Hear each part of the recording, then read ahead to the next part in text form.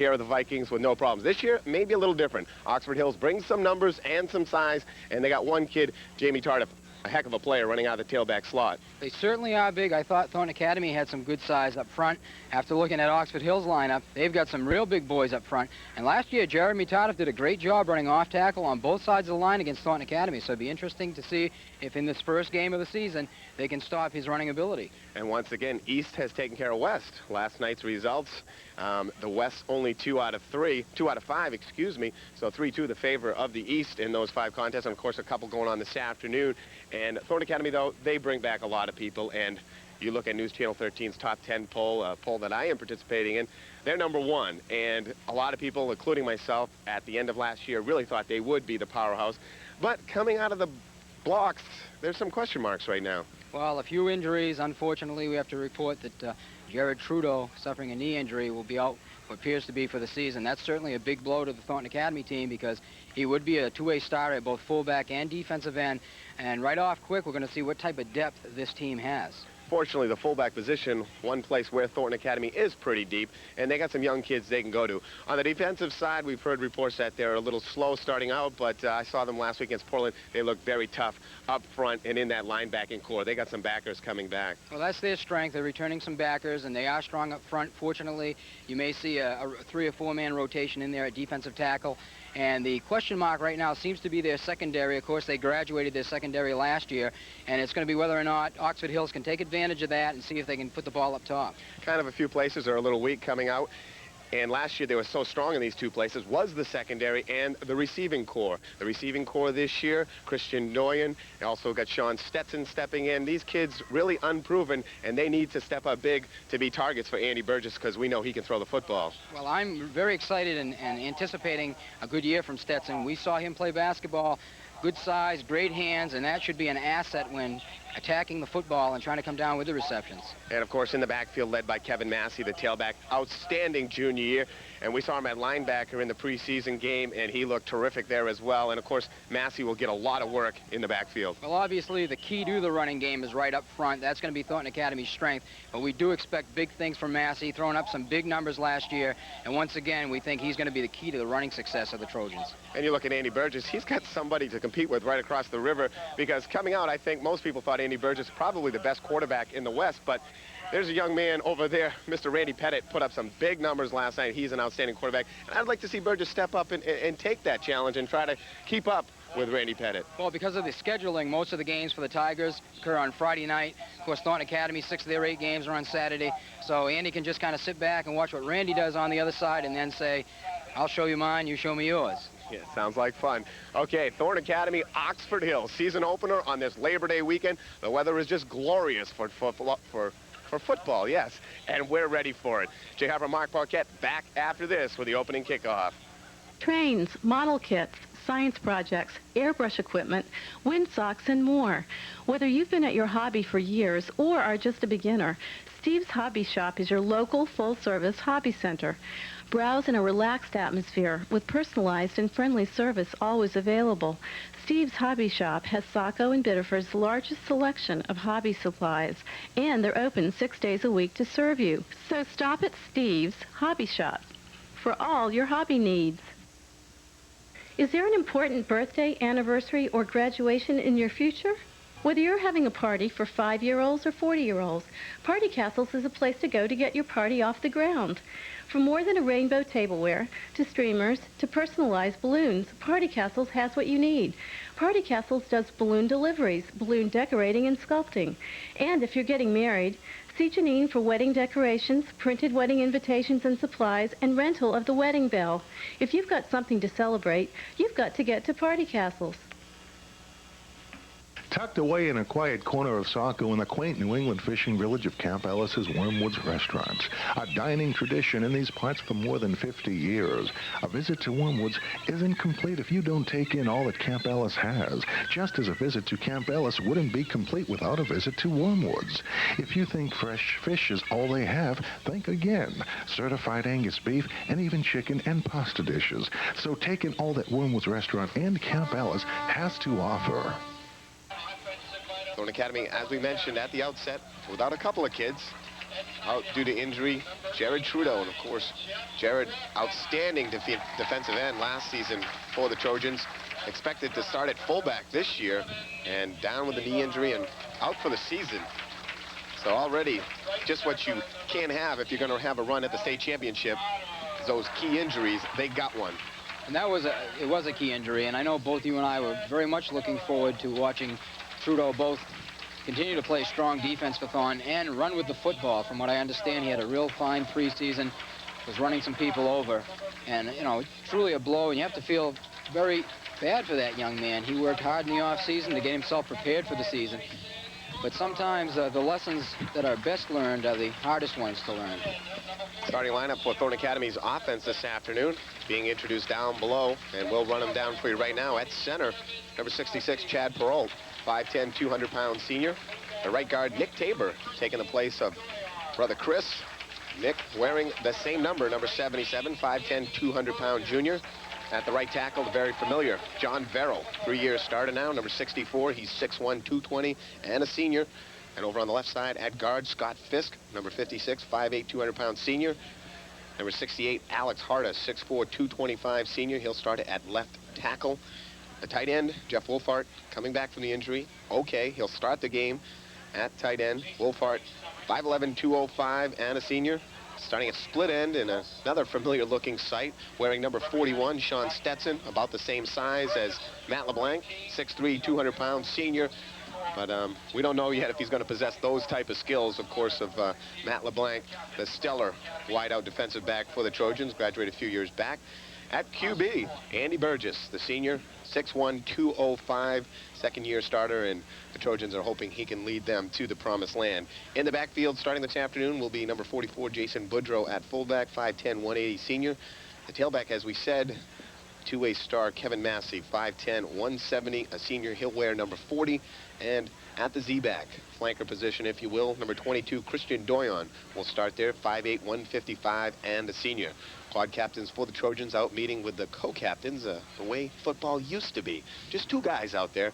Trojans send 4, Alex Harder, Jason Boudreau, John Verrill, and Andy Burgess. Somebody's deferred. Thorn Academy has won the toss, and they've deferred. So I assume they're going to start on defense.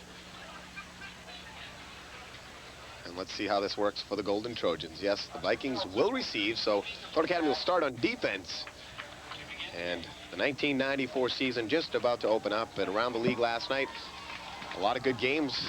I covered the Lawrence-South Portland game. Lawrence again prevailing 22-7. South Portland dominated the first half, but only scored 7 points. And that was their mistake right there, because they really should have cashed in a couple more times.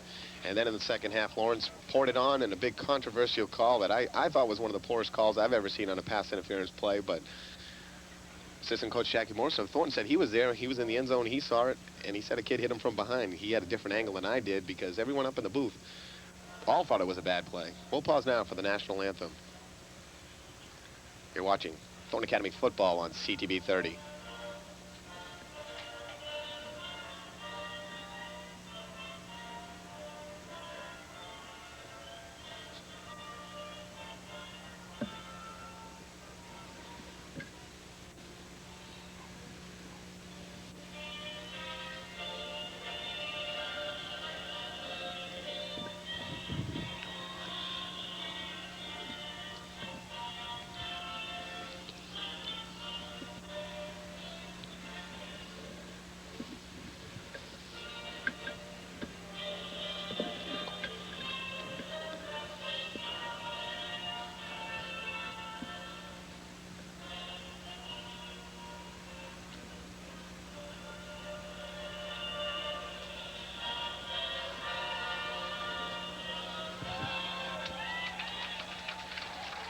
Well, let's hope the game is better than the national anthem this afternoon.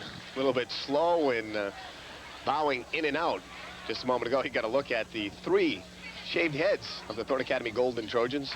Jeff Wolfhart, Alex Harder, and Jason Boudreau, all going to the Charles Barkley heads, or Michael Jordan, whatever you want to call it. And I guess that's their way of showing their commitment to the 1994 season. And Well, I think I'm very close to having as much hair as they do now, Jay. Oh, you definitely got more, Paquette, and it's the first time ever that you've had more hair than any kid on the high school football team. So take pride in that. And, of course, when you're expected and projected to be the #1 team, the best, it becomes much, much harder to achieve that goal. So the Trojans have so much pressure on their shoulders. They got to come out week after week and just get the job done and can't look ahead. They have to take it one game at a time, and hopefully, and knowing Thornton Academy's coaching staff, that's what they're trying to relay to their players, is the fact that one game at a time, go out, take care of this game, do the right thing, get the W, and move on. Don't look ahead. Don't look down the road. Don't think of that state championship game right now. That's your ultimate goal, but now it's Oxford Hills and the Vikings. They're in your path. Let's take care of business. The Vikings, as we said, bring some very good size to Hill Stadium, along with some good numbers, 40-something kids. And we're thinking they brought the freshman squad with them. Nonetheless, they got the kids there. Short end-over-end kid, bounces, pitched back, and a big hole on the left side. The Vikings break it out past midfield. Doyon there to trip them up, but not before Oxford Hills gets it all the way into Thornton Academy territory, and that would be Mr. Tardif. And Doyon does a nice job that time, forcing Tardif to make the move, using the sideline as an extra defender, and when Tardif goes to cut it up inside, he was able to wrap the ankles and drop him just short of midfield.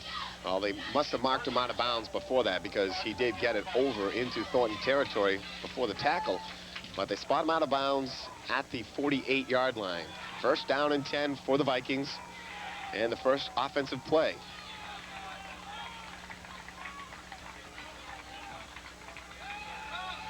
Handoff goes to Tardif, and he's met, stood up, and pounded back. And Oxford Hills trying to spread the field, sending two splits to this side. Of course, that brings Nassie over with the wing back, but nothing doing.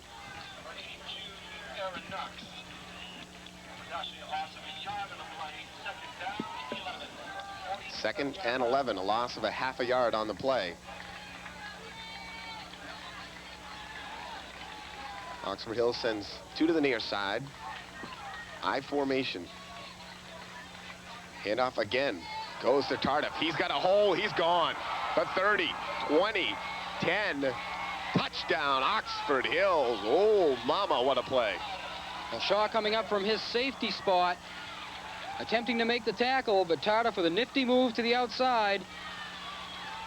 And when he gets in the open, he has the type of speed you're not going to catch him. And Oxford Hills, with only 55 seconds gone in the first quarter, take the 6-0 lead. As we said on top, we were impressed by what Tardif did last year, running the football. A year wiser, that much more experience.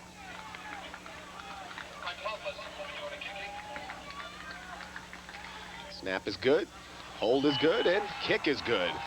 Oxford Hills very impressively. Two plays, 52 yards, and a 53-yard run for Jeremy Tardif. And Thornton Academy better take a quick gut check. And again, originally I thought Thornton would wax these kids from Oxford Hills, but then when you saw their numbers and their size, wait a minute, these guys might be for real. And a lot of people from the East, talking to them last night, said they're much improved, and they should give Thornton Academy a little better challenge. And right off the bat, we see it. It's going to be a big challenge for the four linebackers for the Trojans to step up and fill the gaps before Tardif is able to break open into that secondary, because as you saw on that touchdown run, he has excellent speed when he gets out in the open. Now let's see if the Trojans can turn things around here and seize the momentum offensively. Kevin Massey deep in the middle. On his right, sophomore Chris Mercier. To the left, Christian Doyon. Short, deep middle guy is Ryan True.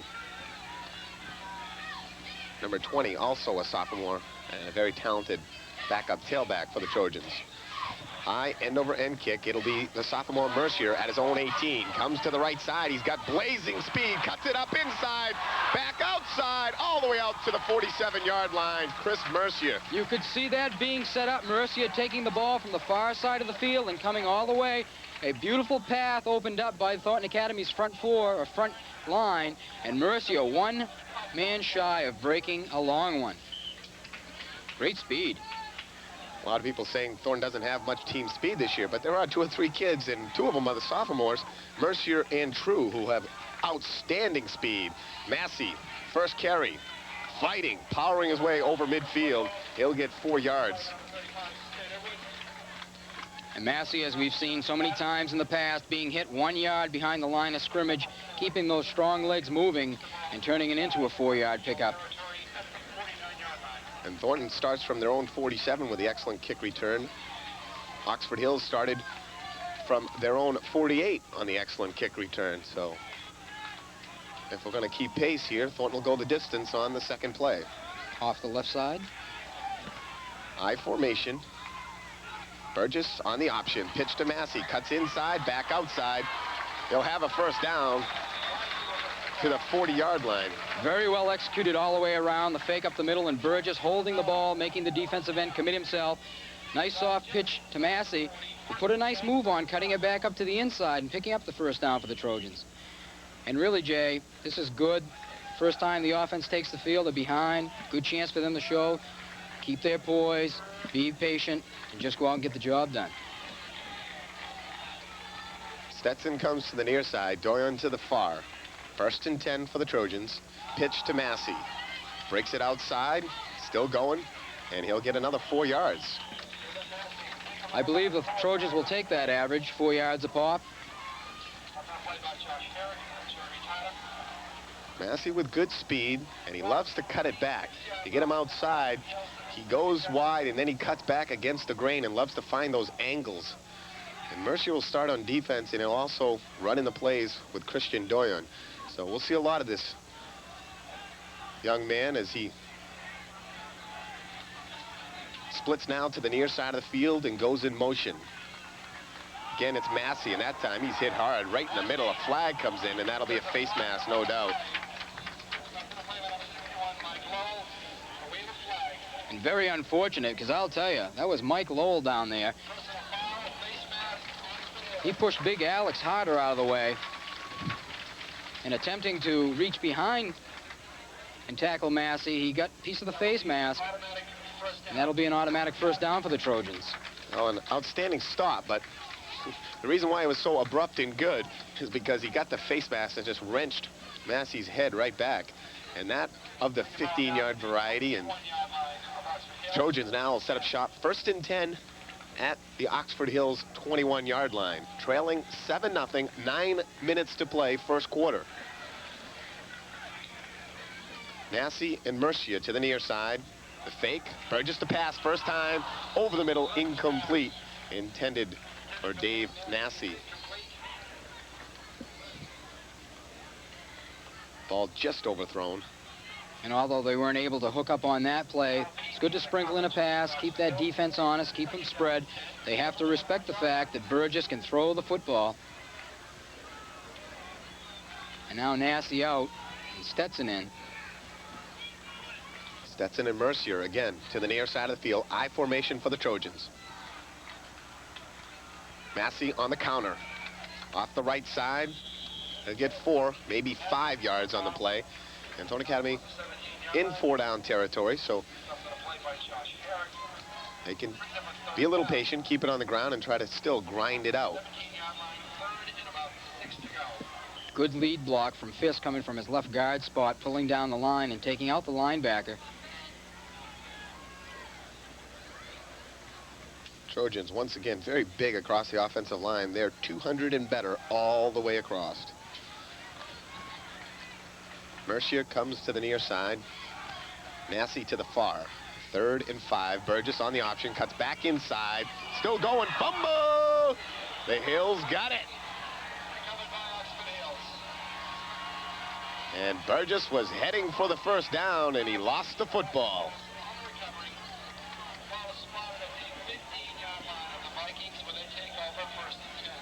Well, everything was there, Jay, except for the strip. And a good job by that Oxford Hills defender, stripping the football away from Burgess. When you break through that first line of defense, you have to be extra careful in protecting that football. Oxford Hills leading 7-0 with the football on their own 15-yard line. Kyle Peavy comes to the near side, I formation. Corbett goes again to Tardif, and he finds it tough going off that left side. Knox, Hedieris, and Kevin Massey all in on the stop for the Trojans.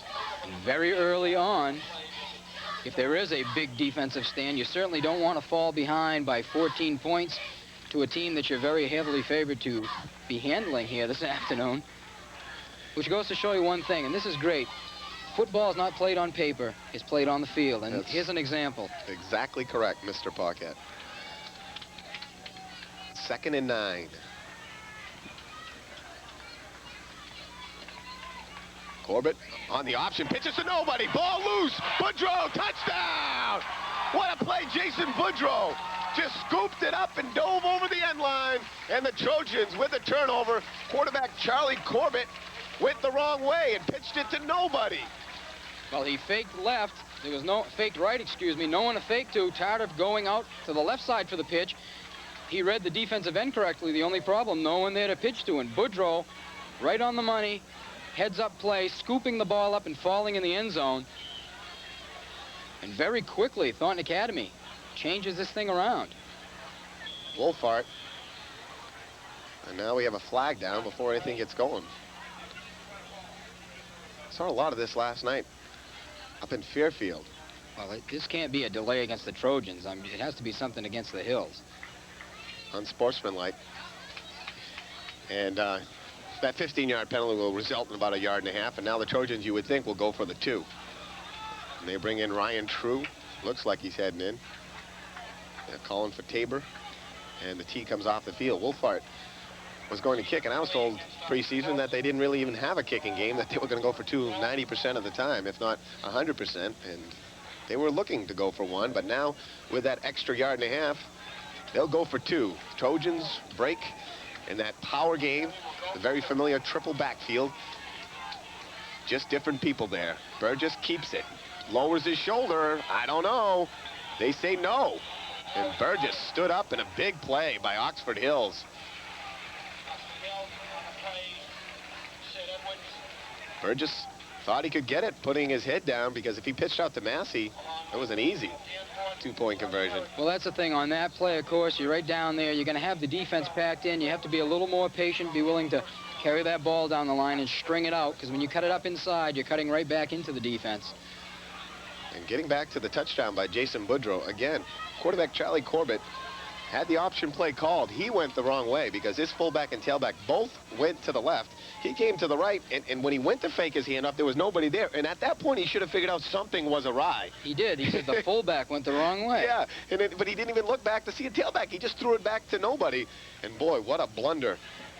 And it cost his team 6 points in the momentum, although they jump back and get a little bit of that momentum back by thwarting the Thornton Academy 2-point try. And again, that was only from 1.5 yards out. Wagner's Market, 188 Lincoln Street, Saco, is your neighborly variety store with all your daily needs in one quick stop. The biggest and best subs in town, ice cold beer and soda, pizza, a fine deli selection, megabucks tickets, and daily specials. All ready for you in seconds for a speedy takeout. If you want to eat in, Wagner's has plenty of space for that too. Wagner's is infamous for its gut bomb sandwich, big enough to bomb any TA opponent or to serve to the entire TA football team, who's hungry for wins and Wagner's. 188 Lincoln Street, Saco, sponsor of the Gutsy Player of the Game. It's time to get out and get some new music. Hi, this is Bill O'Neill, owner of Bill O'Neill's House of Rock and Roll, Route 1 in Saco. For the past 5 years, we've been your local music store. No need to leave town to find the music you want. Great selection, good prices every day on CDs, tapes, and records. Be sure to check out our large selection of used CDs. We're open daily, 10 till 8, Sundays, noon to 5. Major credit cards accepted. Come in, Bill O'Neill's House of Rock and Roll, Route 1, Saco. Barnum Animal Crackers next to Jurassic Dinosaur Cookies. Gumballs and Mary Jane's next to Nintendo Bubblegum. Penny candy everywhere. Are you in the Twilight Zone? No, you're at the Wayway store where every day is a step back to 1929. Stop in and visit with Catherine and Peggy for all your everyday grocery needs and then some. And remember, a slower, kinder time. From penny candy to padlocks, dried beans to dolls with homemade outfits, you'll find it at the Wayway store. Step back in time at the Wayway store without leaving today. Ryan True doing the kicking for Thornton Academy. End over end kick, fielded at the 15. The pitch again comes back to Tardif. He finds a seam and still going. And now fumble, but boy, right into Oxford Hill's hands, and that cost the Trojans 7-8 yards. I didn't catch the player, but someone popped Tardif on the second hit. And right into the hands of Dan Millett. And Millett rumbles forward for 7-8 more yards, and for a moment, I thought he had a chance to break it. Got a little nervous there.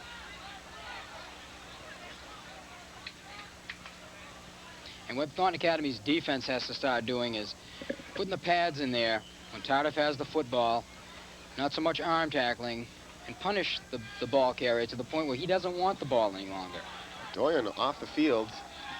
I think he has a cut on his elbow, and in is Justin Allen, a sophomore, to play the left corner. Tardif up the middle. Whew, he's a back, and the Trojans are having their problems.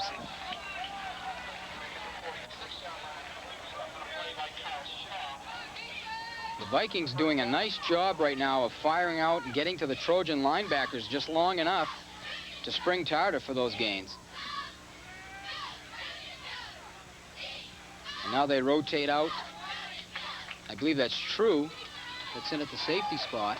I believe it's Matt Libby, No, 46. excuse me, Matt Libby. Kyle Shaw rotating out. First down and 10 for the Vikings. Pitch to Tardif. Fakes inside, jukes back out. Still that arm tackling. And he gets almost 6 yards on the play. Brought down by Greg Lamar and Aaron Knox. A lot of arm tackling. Trojans got to come up and make the stick. Jason Boudreau doing a nice job rotating to the outside, but Tardif puts a nice move on him and is able to get by. And after that, as you just said, no one really sticking their pads in there. Stick and wrap. Stick and wrap. Put the helmet in and then wrap the arms. And Lambert now having to trot off the field. Either an equipment or maybe a cut on him as well.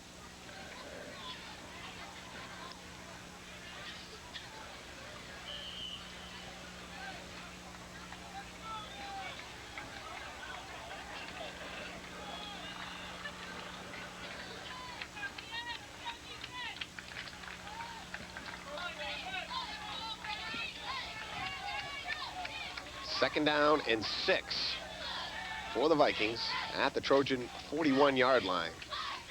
And we got motion, a fumble, and see if they'll rule the play dead. Didn't hear a whistle before, just a flag. Oxford Hills with a new quarterback, Mike Lovelace. He's a junior.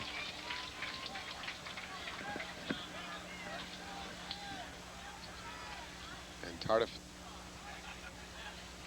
hasn't checked back in yet. And they have Dan Millett in there at this time, in at the tailback spot.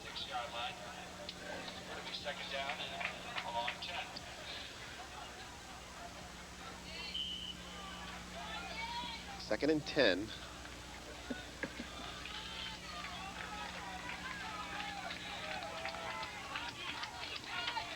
Oxford Hills with a slot left formation.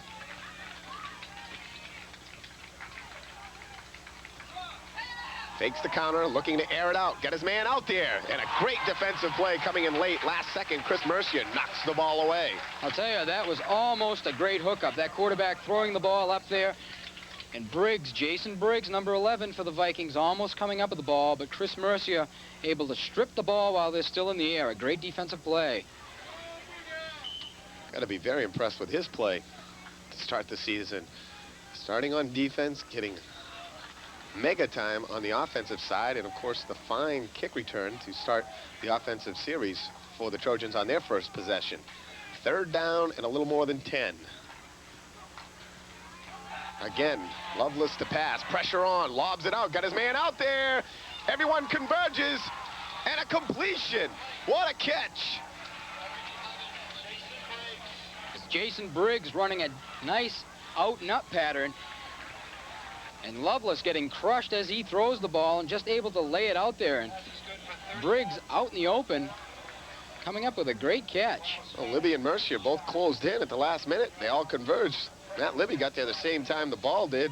They both bumped, but Briggs able to hold on with an outstanding catch, and that sets up Oxford Hills with a 1st and 10 at the Trojans' 15-yard line, and Tardif is back in at tailback. They go to Tardif off the right side, all kinds of room. Give the man another 6 points. And another case of an arm tackling. Oxford Hills for real, and they are just stymieing the Trojans and running all over this supposed tough defense. They've come to play, Jay. And with 4:09 to play, first quarter, still lots of time. Oxford Hills 13-6 over the Golden Trojans of Thorne Academy. And this Jeremy Tardif is a running back, 6'1", 200 pounds. And I don't know if the Trojans are making him look better than he is, or he is that good, but he's certainly having a lot of success. He's a fine back, there's no doubt about it. Loveless to kick, and he's got it. So Oxford Hills with an 8-point lead with 4 minutes to go, first quarter. And we could be on the way to a huge upset. Still a lot of football left, though. But the Trojans walking off the field, walking around, they're really starting to question themselves. And again, I harken back to last year, and at the conclusion, I really thought Thornton was going to come out and be the powerhouse. But as things have progressed, I don't think they're as good as people think, or maybe even they think at this point. They need to work on a lot of things, and again, right now, the defense looking suspect.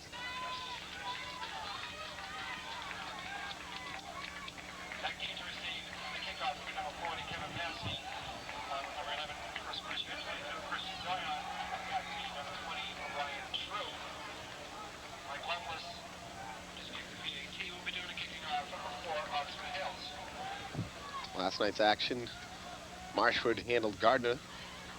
Biddeford waxed Coney. As we said, Lawrence over South Portland.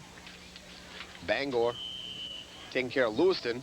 That was a close game for quite a while, and then Bangor poured it on, and they're their preseason pick in the East, and number 2 in News Channel 13's top 10 poll.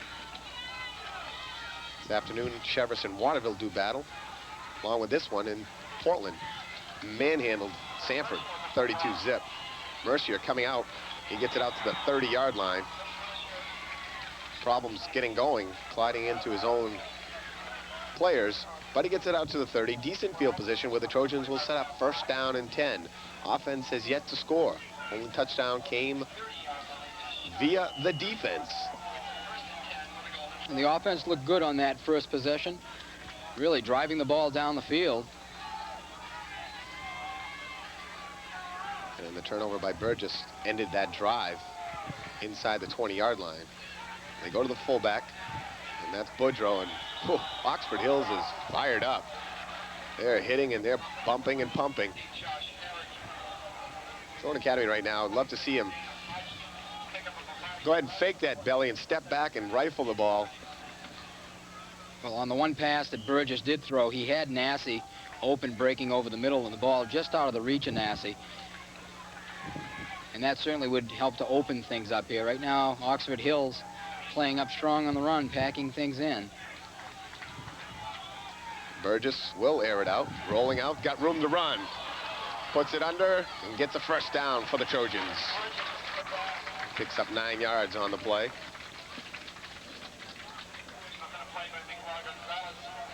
I didn't get the number. I don't know if it was Fisk, but someone on the outside, on the far side of the field for the Trojans. Good seal block.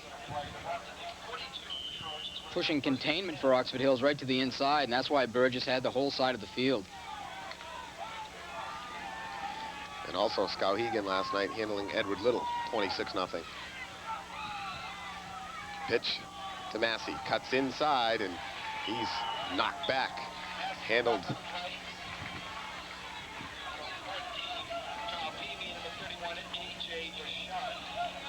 Peavy in on the tackle. Coming up from the safety spot. That's the one area that Kevin Massey is very good at, but sometimes he goes to that too often. You go to the well one too many times, and they're going to figure out that he's always cutting back. If he kept that one outside, he picks up 5-6 yards. But he tries to make that immediate cutback, and the wall was there to meet him.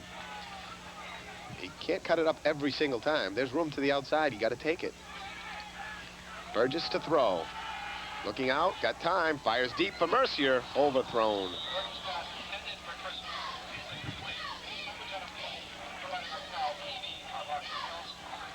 That'll bring up now a 3rd down and 10 for the Trojans at their own 42-yard line. So not in 4-down territory. They got to come up with the entire 10 on this play. Good job on that play by Briggs, Howe, and Peavy back there. Single coverage. All the Trojan receivers very well covered. Mercier comes to the near side.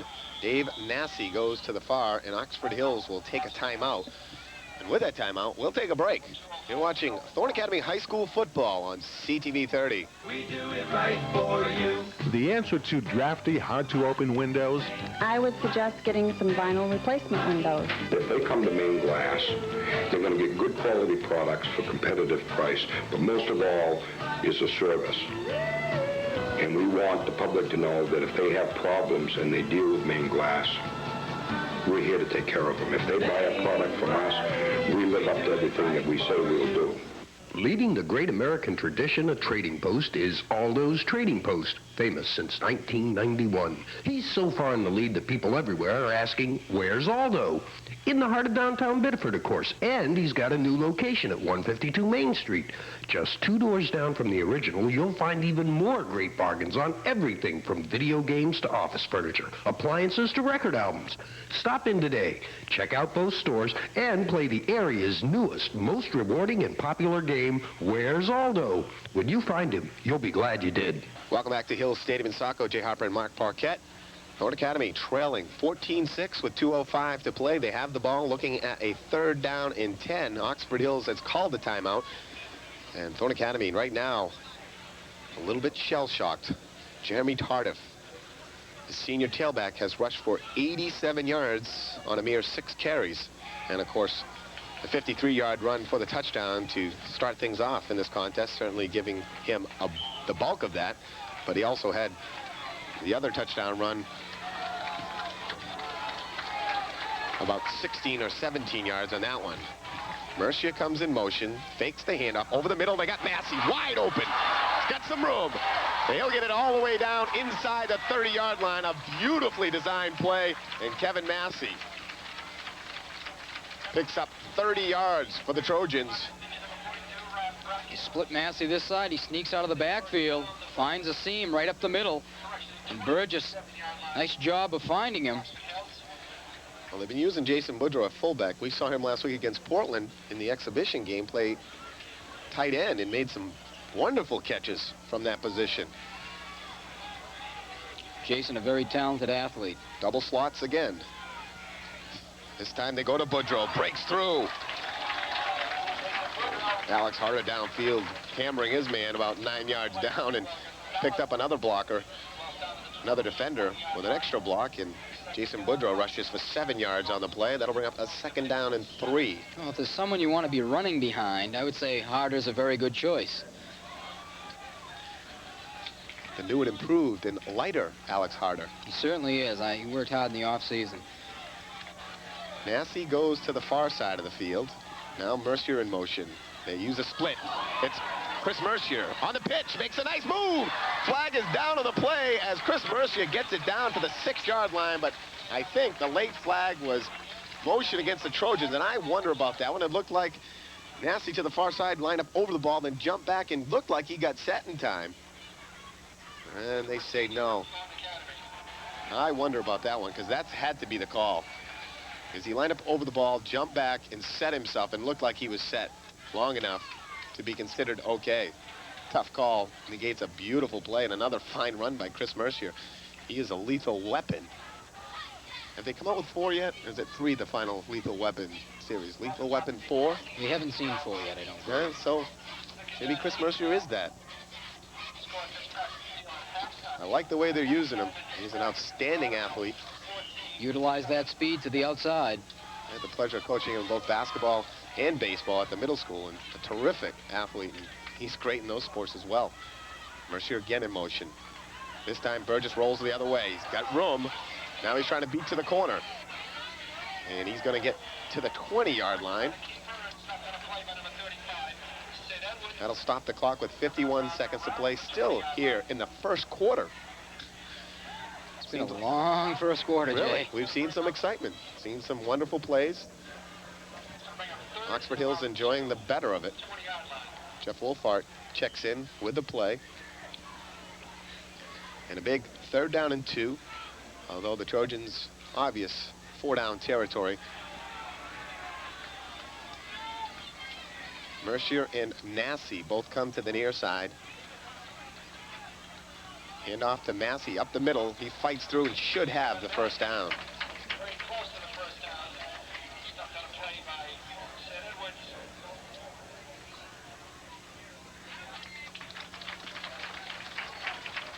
Very determined running that time by Massey. He wasn't going to be denied that first down. I noticed on that set, they had Mercier split out to this side with the split end. Single coverage. You would think sooner or later Thornton Academy is going to go to that matchup. 1 man on Mercier. Stetson comes to the near side, Massey to the far, and Mercier in slot now in motion. Pitch to Mercier. Cuts inside, back outside. All for naught, my friend. A clip right there at the 20-yard line. Oh, second time Mercier's got it down to the 6-yard line, and both times it's going to come back. And that time, that was a no-brainer there. The defensive man had gotten by. Was it Stetson that made the block? Yeah, Sean hit him in the back. And as hard as it is, when your man beats you, you just got to let it go. Huge mental mistake, and could be very, very costly, because instead of a 1st and 10 at the 5-yard line, you're going to have 1st and 25 from the 34-yard line. And that's a matter there of game time and some experience. As the season progresses, you're going to start to see, or hopefully see, those types of mistakes eliminated.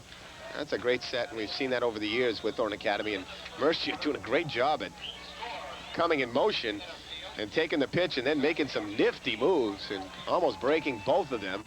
But that'll do it in the first quarter.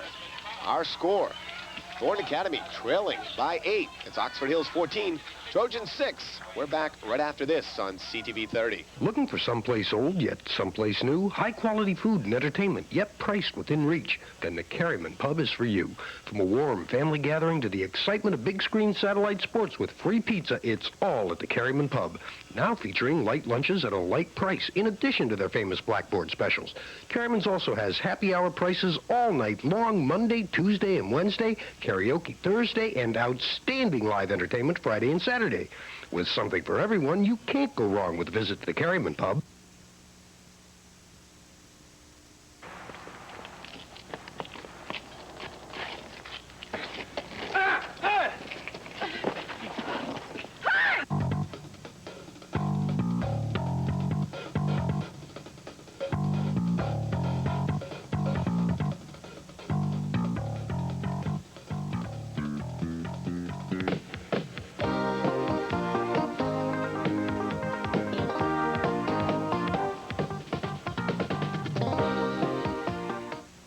My family's affiliation with Stockholm Benefit Savings Bank goes back at least 100 years. My grandmother made deposits at the bank, including one from me when I was born. Our family has done business with the bank for over 4 generations. Why? Because Stockholm Benefit Savings Bank is a very human place. One is not a mere account number, but a person treated with respect and appreciation. Welcome back to CTV 30's coverage of Thornton Academy High School football. Jay Harper, Marc Maquette, Tony Ryan on the stats, and Nanook Pickard back in the booth doing the videographing. 1st and 25, fired out and almost picked off. Got to be a mistake there somewhere along the line. Nassie split out, and Mercia coming out of the backfield, both in the same area.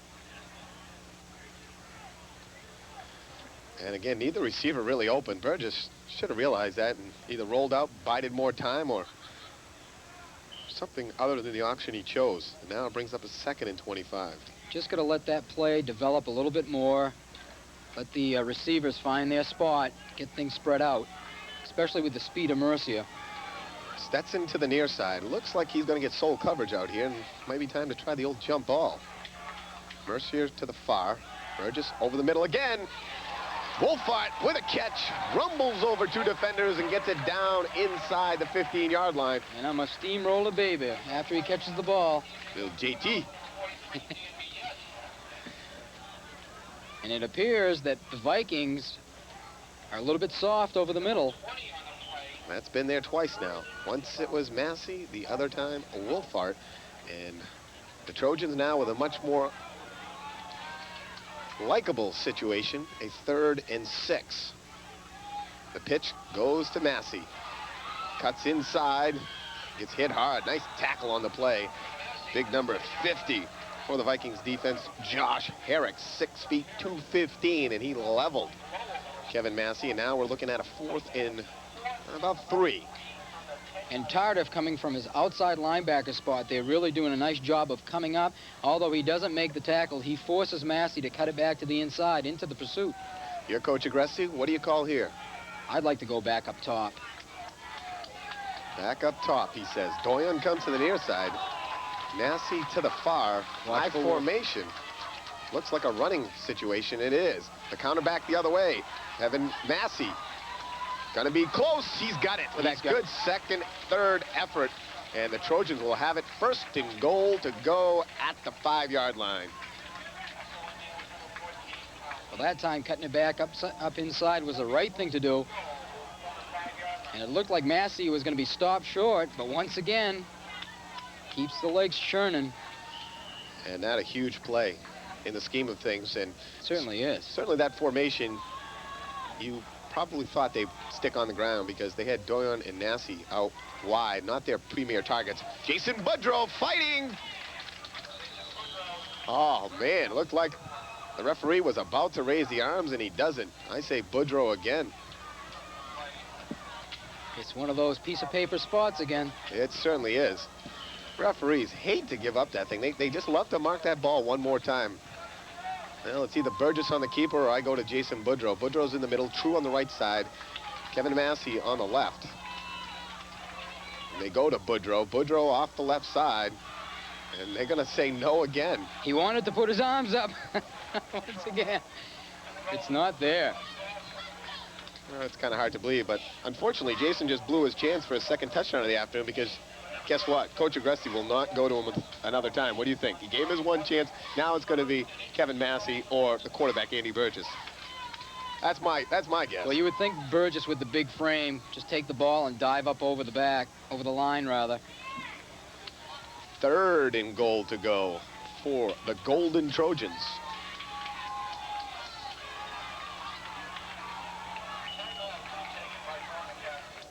Thornton has to use a timeout. They had the wrong alignment, I believe. I don't know if they had 12 players on the field, or there's still no one's come off, but it looked as though they were calling for another type of formation other than the strong backfield that they've been showing 3 across. Ryan True was looking around, not sure of where he should be in that set.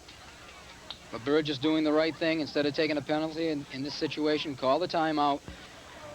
With that timeout, we'll take a quick break. You're watching Thorn Academy Football on CTV 30. Love fresh seafood? Of course you do. Then visit Twin Cities Seafood for fresh catches or cooked foods to go from their takeout window. Fresh shrimp, fish, clams, crab meat, and an excellent selection of live lobsters from Twin Cities Seafood's Lobster Pound is ready for you to catch.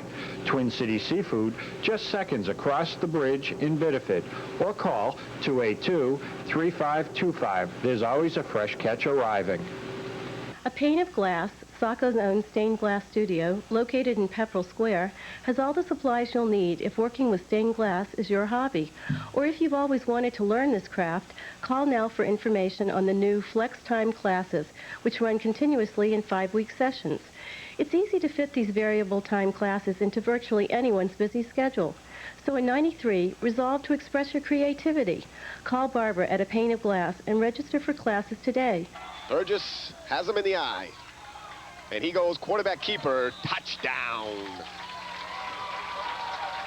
Trojans go back to the I formation. Burgess taking the ball and just finding that little seam that opened over guard. And with 9:08 to play, our score, 14-12 now, and the Trojans must go for 2 to try to tie this thing up. And again, I was correct in that early assumption that Jason Boudreau wouldn't get another shot. It would either be Burgess or Massey, and it is Andy Burgess with his first 6 of the year. And now the big 2-point try, and you'd like to see him run a double slot formation, but they don't come out of that. Mercia goes to the far side, Stetson to the near, I formation. Burgess rolling out, looking, fires, 2 points. Nice catch, Sean Stetson.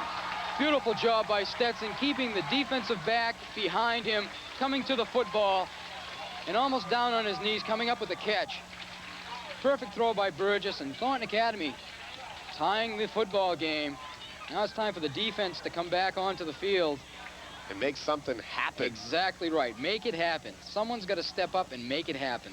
9:08 remaining. The score. Thornton Academy 14, Oxford Hills 14.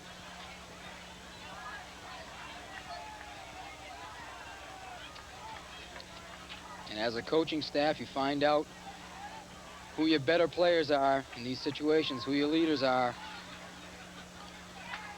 The true leaders don't stand around and wait for things to happen. They go out and make them happen. Well, Oxford Hills has certainly traveled to Saco ready to play football, but with 9:08 to play in the half, tied at 14, they could still go to the locker room down a couple touchdowns if the Trojans can pick it up from here on. We'll see if the Hills can stay in this one. Good kick by True. Comes down, and it's Tardif working his way outside. Nice tackle out there as he's knocked down. Let's try to get the number of that one. I believe it was number 28, Dave Nassy. And a super job all the way across. Good coverage by the Trojans, coming down, hitting and reading, and when he tried to cut it to the outside, they were there to stop him. Vikings will set up first down and 10 at their own 31-yard line. Thornton's defense certainly has to dig in.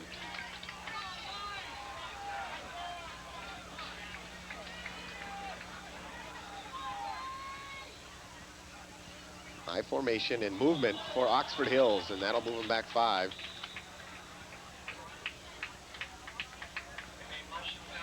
And right about now, you have to think the Trojan defenders are just a little bit insulted as to the way Tardif has been able to run on them. And you think they'd start, you know, have a little bit of that game face on Mean and really want to put some hurt on him. Thornton Academy starting defense, of course, defensive tackles, Greg Lamar, number 78, 6'1", 225 junior. Scott Fisk, the other tackle, 5'8", 200-pound senior. John Verrill will see time in there as well.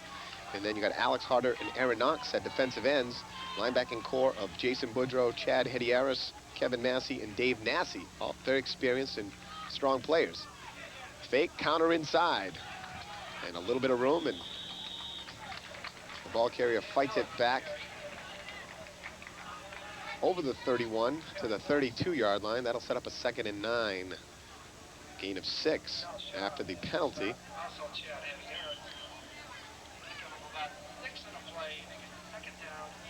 Millett, the ball carrier on that one. And then that secondary for the Trojans. Looks like Kyle Shaw back in at safety. Chris Mercier, the right corner, and Christian Doyen, the left.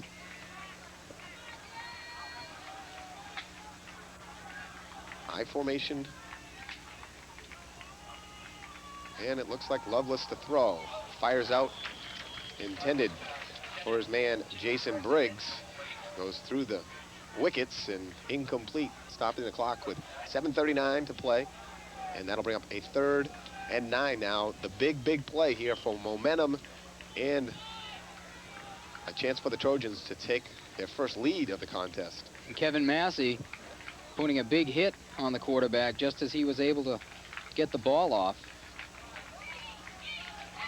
A lot of people wondering about the Trojan secondary, and I said it shouldn't matter too much because Thornton should have such a wonderful pass rush. We really haven't seen it quite yet, although Lovelace has gotten the ball off quickly. Fakes the counter, sets up, firing out in the flat, got his man. And Chris Mercier hauls him out of bounds. Jason Briggs on the reception and a 14-yard pickup and the first down, a big third down play.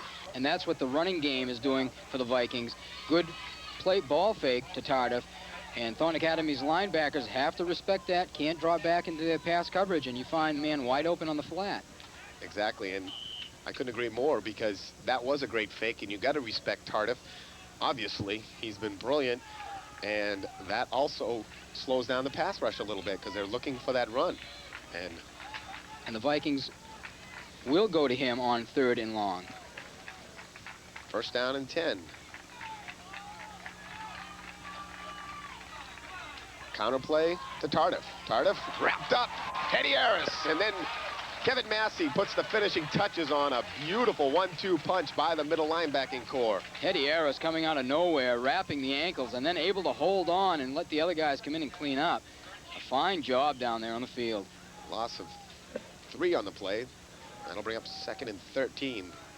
Trojans really looking to shut the door on the Vikings. Sides of the blown pitch and a touchdown. Oxford Hills has moved the ball up and down the field.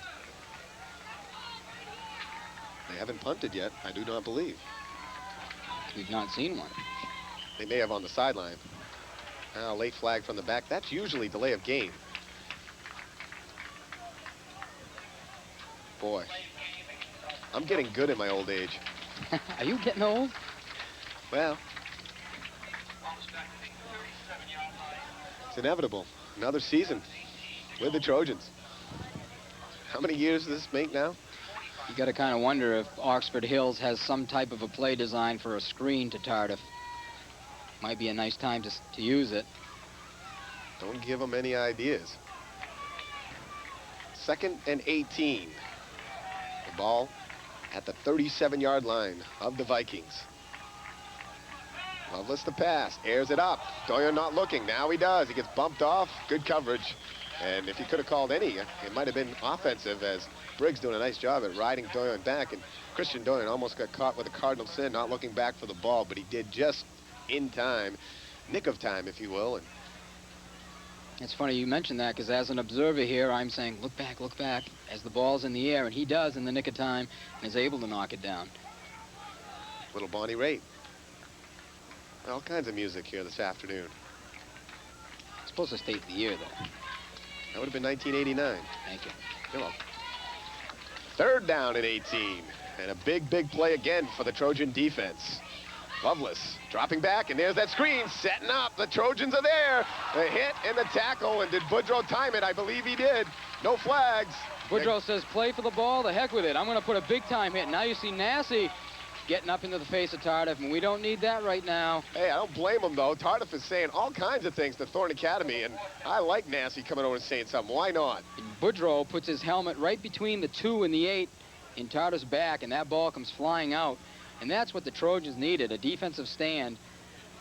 And he timed that perfectly. Almost looked like a little too soon. And after watching South Portland Lawrence last night, that would have been a pass interference had it been up there. I was nervous, but a great job by Boudreau. And it looks to me like Tardif's been doing a little trash talking himself throughout this contest. And he got up a little feisty a couple of times. And that time there, he said something to Boudreau. Boudreau just walked away. Flag comes in. The punt is off. A good one. A spiraling kick. And Massey fields it at his own 25, looking for a wall, and it's not there. And he's hauled down at the 32. And this game getting a little chippy now. A flag is down. We'll have to check it. And hopefully the Trojans can make Oxford Hills kick it. You know, getting back to Tardif, I fully understand your point, but you never want to lower your standards as a football team, lower yourself to the standards of another team. You know, if he wants to talk trash, perhaps it's the best thing that can happen to the Thornton defense. Wake up those sleeping dogs. Make them do it again, I guess. Penalty is against the Vikings. I would think so. A nice punt, though. Got off by Oxford Hills, and Massey looking for the wall on the right side. It just never got there. The blocking was not there. And, of course, Oxford Hills has penetrated the wall, and we're on the outside. So Massey really had no place to go. 6:01 to play. Second quarter, 14-14. Trojans and the Vikings. You're watching Thornton football on CTV 30. So they're moving back 5 yards, and the ball will be spotted at the 23. And Lovelace will do the punting, and Thornton sending 10 men up. Looks like they're going after this one. A slow snap, too. Ooh. Good kick again, though, by Lovelace. Woo. Drives Massey back. He does a great job fielding it. Now stops, cuts up the middle. Nice move. Hit. Fumble. Vikings got it. My goodness. What a booming punt by Lovelace. And Kevin Massey made a beautiful move, but he got hit right on the ball. We got a flag down, too, at the 38-yard line, and I believe you're going to see unsportsmanlike possibly both ways.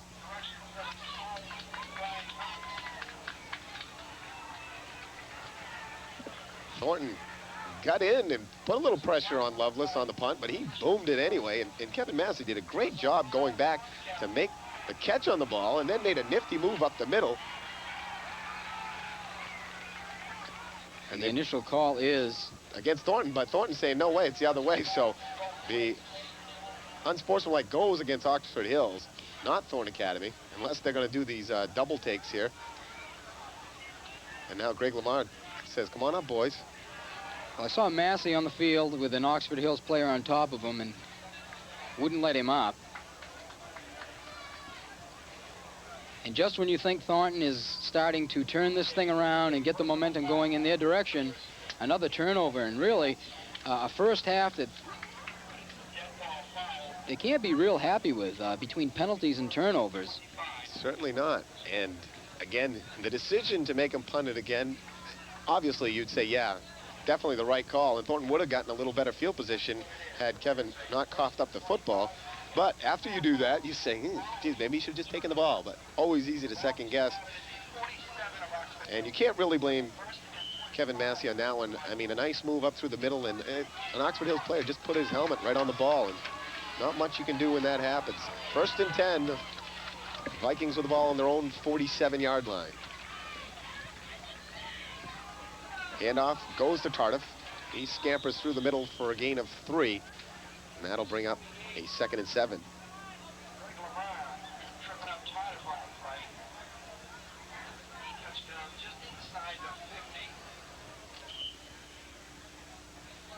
Beautiful Saturday afternoon on this Labor Day weekend. Of course, college football underway and a lot of games going on today. And NFL starts tomorrow. Hate to see summer end, but what a great time of the year. And of course, excited about this upcoming season, both for high school and Thornton Academy, and of course the Patriots. A lot of expectations down in Foxborough. Lovelace rolling out, got a lot of room. He's gonna run it, gonna pass it, fires it out in the flat. Great coverage, Briggs, no. He had the ball as he rolled over, but it must have hit the ground. Good coverage by Christian Doyen, and that ball falls incomplete. Lovelace does a fine job, though, of staying to the outside and continuing to the out, trying to force that defensive secondary to string itself out and almost finding a man wide open. And I have to correct myself. I didn't realize on the personal foul penalty that was after the spot, so they set up with a 1st and 25, so they're looking now at a 3rd and about 22 yards. I thought it was a dead ball foul. Big play for the Trojans again. Chance to force Oxford Hills to punt one more time. Lovelace rolling out, pressure coming in. He fights off. The ball's up in the air. Do they say fumble or incomplete? Incomplete. And that time, that was the right call. Knox and Harder or Hedieris in there. Not sure of the numbers, but boy, that time the pressure was on, and Lovelace did a good job avoiding the first one because he could have been sacked right away. Got away from that, and then he got popped just as he tried to release. And Thornton Academy defensively, and again, the big penalty goes against Oxford Hills because that really hurt them. They could have had a great chance with outstanding field position at Thornton's 37-yard line, 1st and 10. Instead, they brought it all the way back inside their own territory and looked at a 1st and 25. And foolish mistake by their young team. And again, Lovelace to punt, and you better back up on this kid. This one's a line driver, and Doyon Gonna let it roll, and boy, he gets an excellent one, knocks it out at the 6-yard line, and the Trojans with 4:29 to play in the half will have it. First down and 10, 94 yards away from the go-ahead touchdown. And the Trojans have yet to lead in this one here at Hills Stadium in Saco. As a punt returner, you always want to try and catch the ball on the fly if you can, but in that situation where it had already taken a bounce, had Doyen attempted to pick it up, there was nothing there, all kinds of Vikings around, and there's always that chance of mishandling the ball, so there are times you're better off just to stay away. Boudreaux, the fullback, Massey, the tailback, Doyen and Stetson to the far side. Right up the middle with Jason Boudreaux, and Boudreaux has a face mask there, and the referee didn't call it.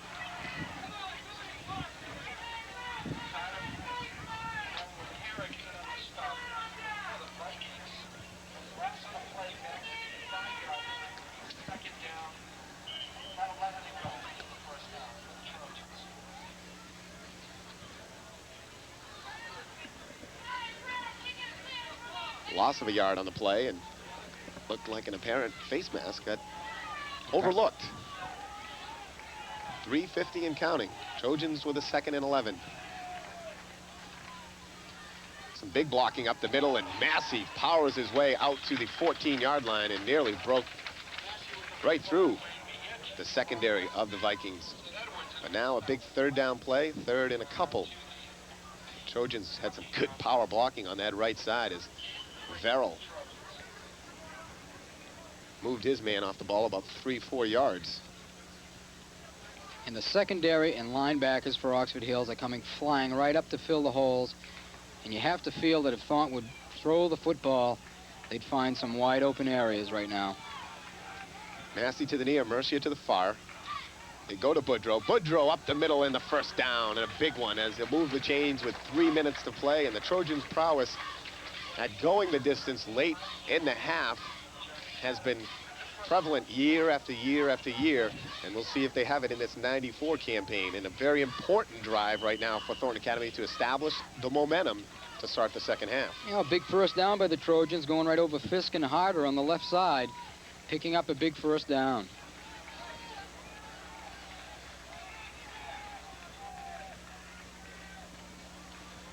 Massey with some room. Oh, nice tackle, and I believe it was Tardif with a strong hit. And those two don't like each other. Very little doubt about that. An excellent tackle by Tardif. Looked like Massey was going to reel off 10 to 15, and Tardif would have nothing to do with it as he smacks him down.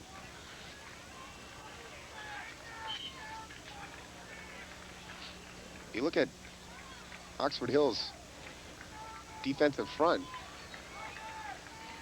and they've got some size matching even with the Golden Trojans. Perhaps even bigger. Burgess to pass over the middle. Massey with a nice catch, and he reels very close to the 1st down. A wonderful catch in traffic. Burgess, he sold that play because he looked out on the left flat to Stetson and then throws the ball over the middle. And that's a positive trait for a quarterback. You want to look away from your primary receiver. You look at Oxford Hills' defensive front, they go 225, 220, 235, 215. The Trojans are 220, 222, 225 on their offensive line. So, yeah, Oxford Hills a tad bigger. Some big boys up front. Pitch out to Massey, tries to cut up inside, and he is thwarted. Wayne Millett, 6'3", 225, big number 77. All over that one. And that, a tough break for the Trojans because 3rd and inches turns to 4th and inches, and boy, I don't know here. We'd like to see a measurement. Bring out the chains, and Coach Agressi, oh, he wants it. The Oxford Hills coach, and I don't blame him. You can't move the chains on that. You got to bring the chains out to measure. And now they call, and boy, we had a little bit of movement.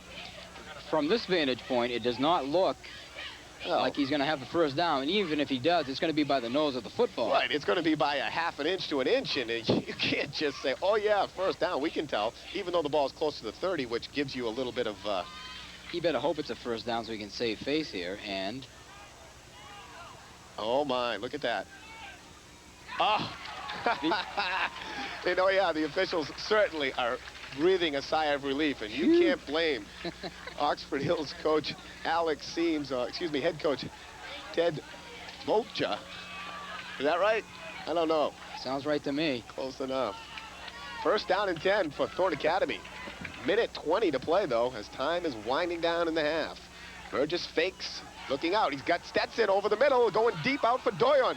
Doyon up, makes the catch. Ooh, baby. Doyon coming up with a big catch, and I'll tell you, Jay, right about midfield, he had broken his pattern off and looked up, and the ball was coming for him, accelerates, and I don't know how he caught that ball. The defender was there at the same time. Dan Millett, number 43, it almost was the reverse of before when safety Matt Libby got to the ball at the same time as Briggs. It looks like he was going to pick it, and Briggs came up with it, and this time Doyon comes up with it. First down and 10 at the 36 of Oxford Hills. Burgess fakes, looking over the middle, lofting up. There should be some pass interference. Where's the call? Oh, my goodness.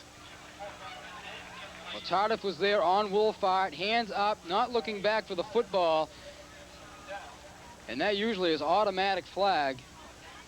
Oh, you have to wonder, and the Thorne Academy coaching staff isn't complaining too much, so I don't know. The rules have changed.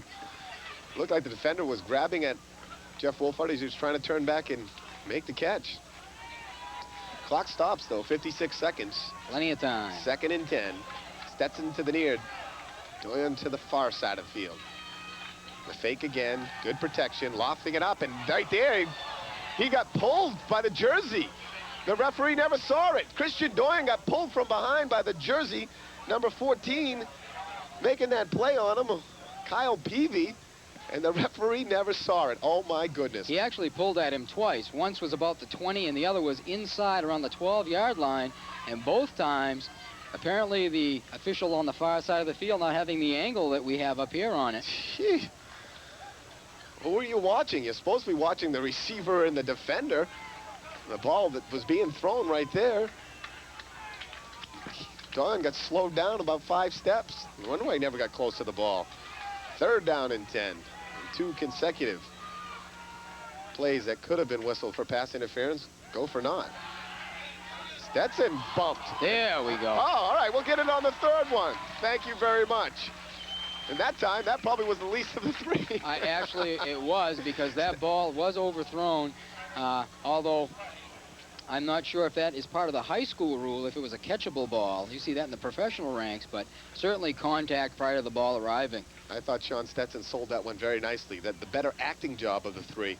And he gets the yellow flag. And Sean, playing a lot of high school hoops, he learns that acting, that little bump, and, you know, hey, let's go with it.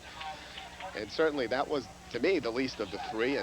But the Trojans finally get it, and I think the referees maybe know that they owed Thorne Academy one of those. 46 seconds, still plenty of time. First and 10 now, the ball at the 20-yard line. Massey to the near, Stetson to the far, double slot formation, Mercier in motion. Burgess rolls to the naked side, throwing out, got Boudreau. Boudreau down to the 15. They got to move, or they got to use the timeout. They use the timeout. With that break, we'll take another one. We're back after this. You're watching Thorne Academy High School football on CTV 30. Welcome to Saco Diner and Seafood, one of the area's newest restaurants that's already established a tradition of fine dining for residents and tourists alike. Steeped in a lifetime of traditional and authentic cooking, our chef prepares his specialties with only the freshest ingredients. In a family atmosphere, you'll find friendly, fast, economical service where you can enjoy a variety of delights painstakingly prepared just for you. Be good to yourself and be a part of the tradition that's Saco Diner and Seafood. Jay Harper and Marc Maquette back with you once again at Hill Stadium. The Trojans with a 2nd and 5. Time now a huge factor. Only 37 ticks left in the first half. Trojans and the Vikings knotted at 14. Burgess breaks them out of the huddle. Double slot formation again. Massey and Mercier. Burgess fakes, looking over the middle, fires, catch, Powers, Massey to the 2. He got held up, too. There could have been another flag. Oh, my, what a catch. Massey sticking out that left hand, able to get the hand on the ball, almost as though he had Stickum holding on. He's got some hands. They got to use him out of that slot formation more and more. And again, that time, he got pulled again before the ball got there. We could have seen another pass interference call. But obviously the reception, the Trojans take it. First and goal from the 3. They go to Boudreau, nothing there. They've got one timeout left. They're going to use it. Boudreaux's trying to tell the officials that someone from Oxford Hills is doing something down there to him. He's not too pleased with. And Thorn Academy, you would think here, would roll it out again. Roll it out with young, well, let's say, can't call him old, but with seasoned veteran Andy Burgess, and give him that option of running and throwing, and maybe tail Chris Mercier with him out of that same slot formation to pitch to. And also keep in the back of your mind, using Stetson's strong hands and height advantage. Well, you almost have to throw here with 14 seconds left if that's their last time out. You got to stop the clock if you don't complete it. You're not going to run twice with 14 seconds to go. Exactly. So we should be looking to the passing version or the option rollout where Burgess has the option of running or passing. If it's clear, he can go to the goal line. But again, a huge play, and the Trojans can take the momentum and maybe make up for the sins here in the first half and head to the locker room with a lead and all the momentum. They go to the split backfield with Boudreaux and Massey. Mercier to the far, Stetson to the near. Second and goal from the 3. Burgess does roll out, breaks outside, touchdown, Trojans. And that's the play we were looking for, and a great seal block by little Chris Mercier. Mercier does a nice job out on the far side of the field, pushing his man in, and that really opened up the whole outside for Burgess. And a couple of anxious moments saying, get in that end zone. 10 seconds left, and Thorn Academy does show they can score before the half, as the teams have done for nearly 6 or 7 years in my entire tenure. They show that ability to punch winning at the end of the half, and none bigger than this one right here. And looks like Jeff Wolfart will try the extra point. Burgess the holder, remember, QB, Andy Burgess. Kick is up, no good. Wide right, so Thorn Academy, who wasn't going to use their kicking game, decides to use it, and it doesn't pay dividends as they come up short. But they do take the 6-point lead, 20-14, with 10 seconds left in the half, and right now, you got to squib it along the ground, keep it away from one Jeremy Tardif. Good time for a pooch. Don't give him the chance to return the football. And we don't mean a Biddeford poodle. That's true. Well, you know, over the years, we've seen Turcotte from Marshwood was able to hurt the Trojans with his return capabilities. And, of course, last year, need I remind anybody of that gentleman over in Biddeford. What was his name again? Oh, geez, I can't remember. Was it a Grenier? That's it. Yeah. He could run the football fairly well from time to time. Yeah. And Thorn Academy now has to be leery of that. And, you know, Oxford Hills has shown that they will pitch the ball back from any angle. So even if they go to the short guy, I'd like to see him put it right on the ground, right to the front defensive line. Exactly, because go the onside kick. Take a chance that they're going to not be able to throw a 50-yard pass in the end zone. You're going to lose 4 or 5 seconds, and they get one pass play, yeah, from 50 yards. Tardif does the, True does the little pooch. And a nice tackle out there by Kyle Shaw, I believe, number 16. Outstanding trip up of the ball carrier, Jason Briggs. And 6 seconds remain. One more play, maybe 2. Shaw showing some good quickness in getting down the field and able to trip up that ball carrier. Oxford Hills uses a timeout. One play. Perhaps 2 if it's a real quick pass. If it's a quick out pattern, he gets out of bounds, or if it's incomplete, they might have a shot at 2 plays, but you would think the one play here for the boys from South Petty. You'd almost like to see someone shadowing Tardif all over the field. Is there a boxing one in football? Really? Keep 2 or 3 kids keyed up to him. But Oxford Hills certainly playing an outstanding first half. The Trojans having their moments, but again, some costly turnovers really hurting them, and a couple of penalties. And the Trojans do fight their way back to take the 6-point lead, but there'll be a lot of people around the state wondering if this team is as good. But I'll tell you, Oxford Hills is a tough team, and they're going to make some noise in the East. Well, when you look in the standings, whether it's a 6-point game or a 60-point game, it still marks one under W. Oh, but you got to impress the voters. Well, just like college football, you've got to impress the voters now, and it's so funny. I mean, I love News Channel 13's Top 10 poll. I think it's fun, and it puts a lot of excitement for the kids and for the people who follow, but it's starting to take over. It's starting to become that because people know they got to win big if they want to stay up on top. Pitch comes to Lambert, makes a nice, Tardif. For some reason, he reminds me of the kid from, I think, number 28 was Lambert last year from Massabesic. They got those colors, and there's confusing. Jeremy Tardif picks up 9, but that'll do it in the half. And the Golden Trojans, after falling behind 7-0, and again 14-6, come back to take the lead 20-14 after one half in Saco. As far as that poll you were talking about, there's only one time where that poll means anything, and that's at the end of the season. Preseason, end of season? End of season. You can be in first place the whole year, and that doesn't mean anything. All right. Half has been completed in Saco. Golden Trojans leading 20-14. We'll take a break. Back with halftime right after this. You know, I'm beginning to look forward to my master's more frequent business trips and vacations. Since he's been sending me to Shepherd Kennel Resort, I feel right at home. I get to bring my favorite toys and bed and even my favorite special foods. I don't have to worry about grooming, clipping, bathing, or nail trimming. Shepherd Kennel Resort takes care of all that. And take a look at this place. So next time your master's heading out of town, tell him you want to stay at Shepherd Kennel Resort in Saco. For more information, call Shepherd Kennel Resort at 284-6964.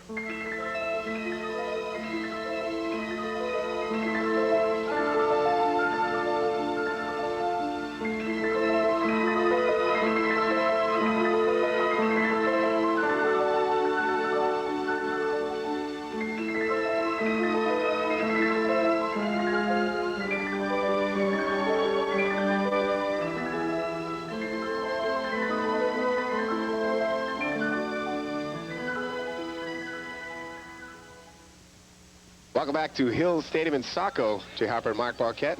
Mark Pickard on the camera. Tony Ryan with us doing stats. We are at the half. Our score, Thorne Academy Golden Trojans 20, Oxford Hills Vikings 14. Scoring in that first half, Oxford Hills broke on top and broke on top quickly.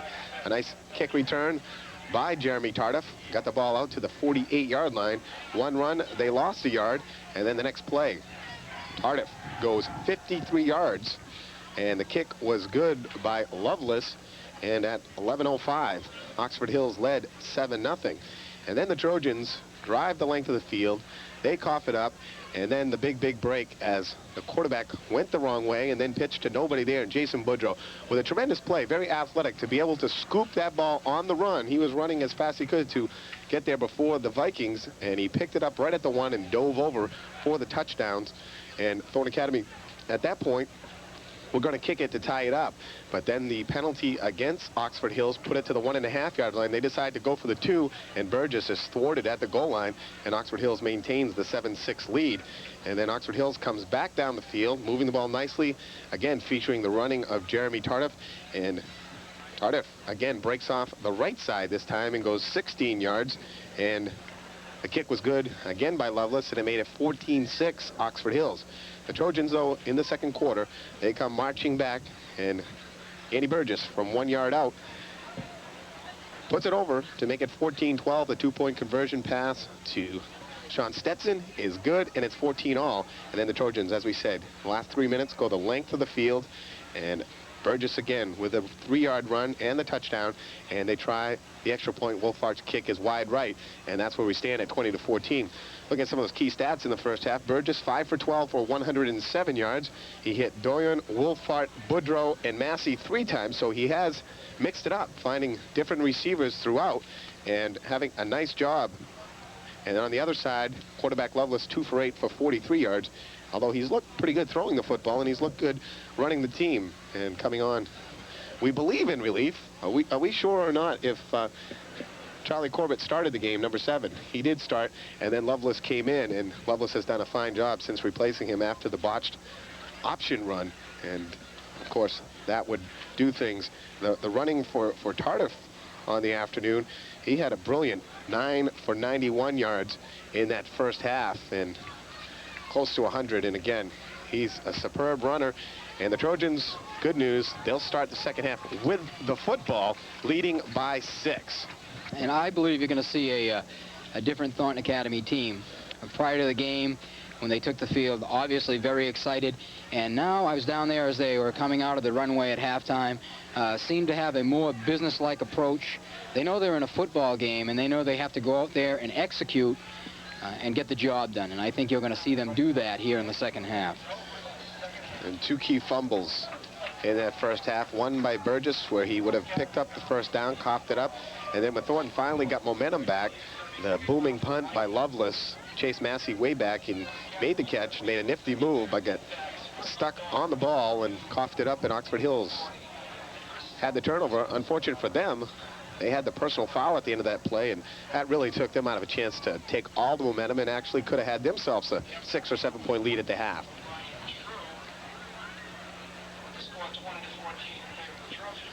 And it's quite amazing once again, this East versus West. And right now at the half, or actually in the third or fourth quarter, Waterville is soundly over Cheverus, 27-6. So if Thornton can prevail here, that would give 3 out of 8 for the West.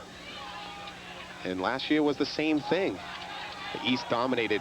Mercier with a nice move, gets outside and gets hauled down just over the 40-yard line. Again, quick feet, nice little moves, and gives the Trojans excellent field position.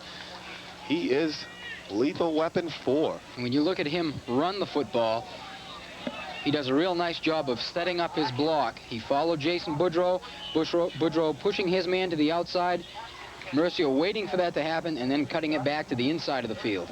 I can't remember an all-purpose player coming out as a sophomore and doing as much for Thornton Academy.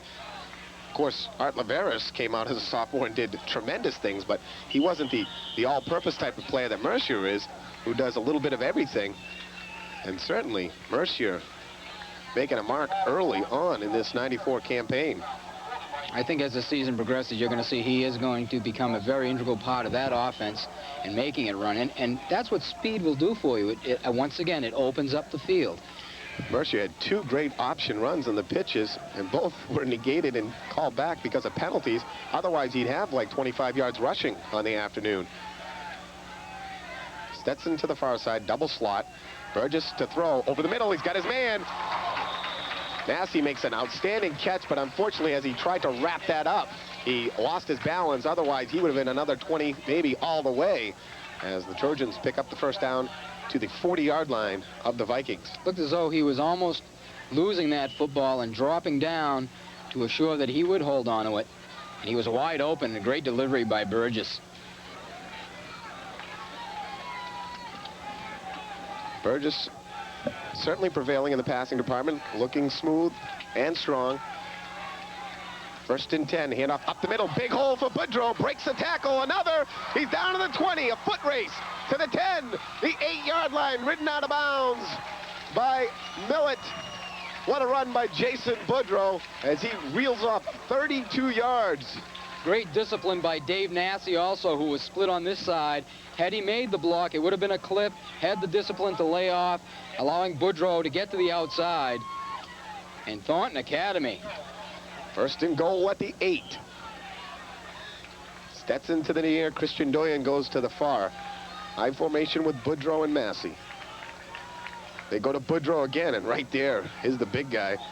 Number 61 for Oxford Hills, Michael Lowell, 6'1", 235, standing right up straight in the hole, and there was nothing doing for Jason Boudreau. And that's going to be some tough going there in the middle, I believe. He's got Hodgson and Herrick, inside linebackers for the Hills, and they're just sticking it right into the inside. They're determined they're going to stop Thornton there, and Thornton's going to have some success off tackle. No gain. Again, 2nd and 8. Burgess fakes, got some pressure, gets outside of it, got some room. Now he stops, and he's going to be wrapped up and thrown down. The ball comes out, and they rule it dead. And a little bit of dancing down on the far side of the field, but no question, the ball came loose after the whistle. And once again, Jeremy Tardif coming out of nowhere to stop the Trojans. He's been outstanding on both sides of the ball this afternoon. Again, Andy Burgess making that stop. Very dangerous, stopping, standing up straight. He leaves himself very liable to a big hit and a possible injury and, of course, a chance to cough that football up. Put your head down and run it out of bounds if you're going to continue to run, or if you're going to pass, let it go. Burgess indecisive there, and it almost cost him. 3rd down and goal to go from the 8.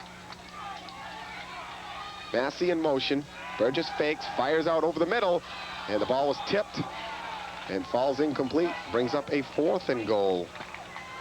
So the Trojans march right down the field and then become very ineffective inside the 10. On that same type of play, allowing Massey to cut over the middle, if they just stay with it a little longer, sending Mercier in motion, I believe they'll find him open in the right side of the end zone, because they're asking one coverage on outside linebacker on Mercier. And tough assignment. Don't forget, the Trojans have exploited the middle of that secondary with the tight end and slot man. Mercier to the far, Stetson to the near. Both draw single coverage. The little screen, and it's picked off. Oh, yeah, they give it to him. Didn't matter. The ball would have been spotted. Actually, they lose a yard on the interception. And they were setting up a screen, but it wasn't there. So Oxford Hills not going to go away easily in this one. Well, actually, it looked as though he did have Boudreaux open, but unfortunately having to throw the ball earlier than he wanted to and letting it go up high. Boudreaux having no chance at that reception. I agree. The screen was set up, and if it had been complete, it probably would have been 6. 1st and 10 for the Vikings. Handoff goes to the deep back, and look out. Shaw and Mercier and now Massey all come in to ride him, but not before he picks up 17 yards all the way out to the 25-yard line. And that's going to put him over 100 for the afternoon.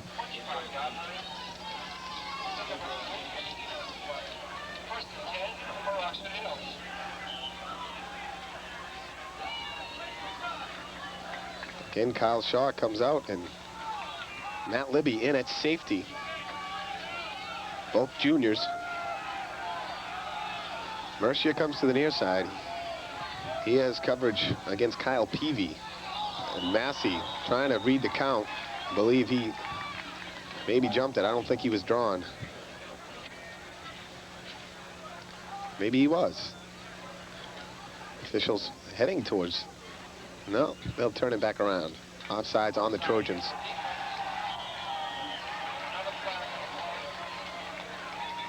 It's going to be a personal foul, I bet, against the Trojans. What do you think? I think you're right.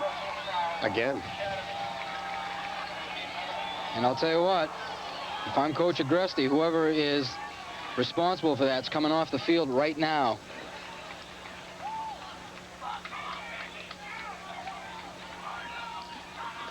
And you'd have to guess it's big number 68, Alex Harder. And, you know, here's the situation. You got to think. You have to keep your poise out on the field. You can't allow what's happening to get to you. And the Trojans, although first game of the year, there have been times they've been losing their poise down on the field. Again, there's Tardif dancing his way through the Thornton Academy secondary. He'll get 9 yards. This comes in for Verrill in the defensive secondary. And now Kevin Massey limping off the field, and they'll have to go to another defensive substitution. It's DeRocher. The Trojans now have 3 different defensive players in there who did not start this game. And moving backwards. Again, it's Tardif. Tardif first down, cuts back across the green. He's at the 20. The 15, and another coast-to-coast touchdown. Number 3, a 46-yard rush. And Oxford Hills has tied this at 20. A great run and some poor tackling, really, by the Trojans. You have to tell it like it is. Once again, arm tackling, not getting the job done. You got Harder out. You have Massey out.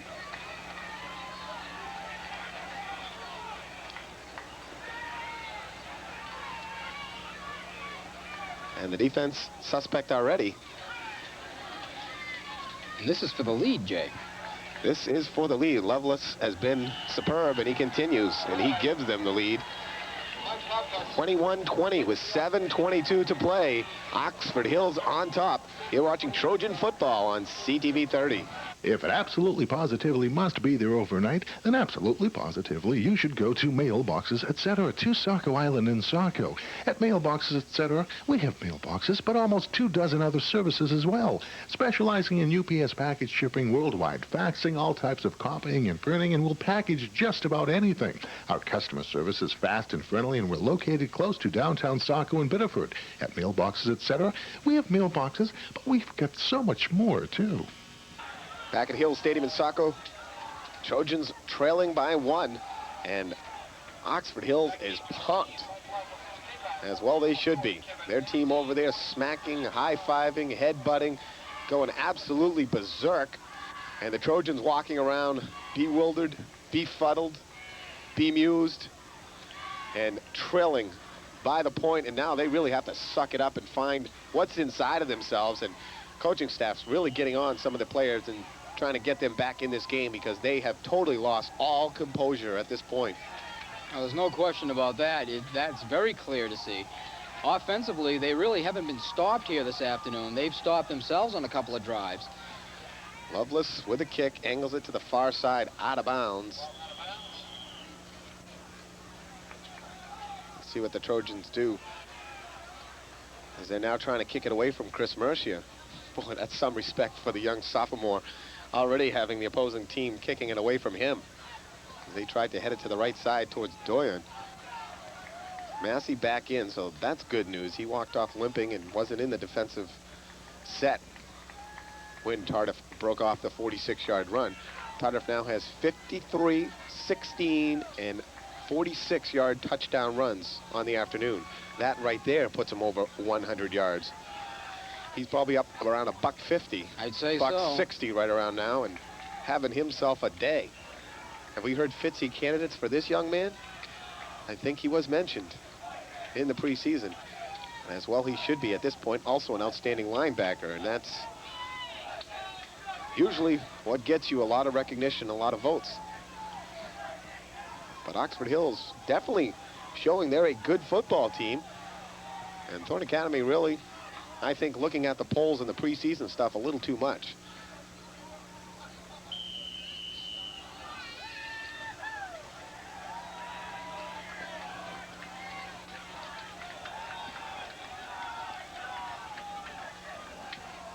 But if I know the coaching staff of Thorne Academy, Dick Aresti, John Moran and company, they won't let these Trojans lay down. They'll fire back. Massey breaks one tackle, gets out of bounds at the 35. That's where they would have had the ball had they taken it on the kick, so. Oxford Hills doing a good job on coverage. 7:15 to play third quarter. Again, a lot of action here in this third quarter, as was the first. Then Trojans drove all the way down to the 8-yard line where they had it first and goal and just did not put anything together in 4 consecutive plays.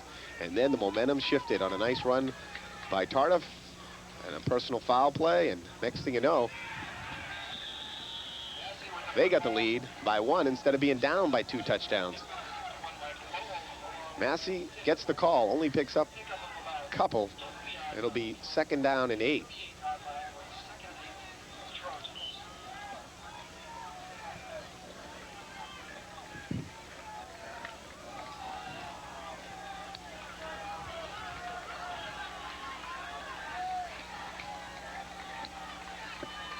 Pitch goes to Massey.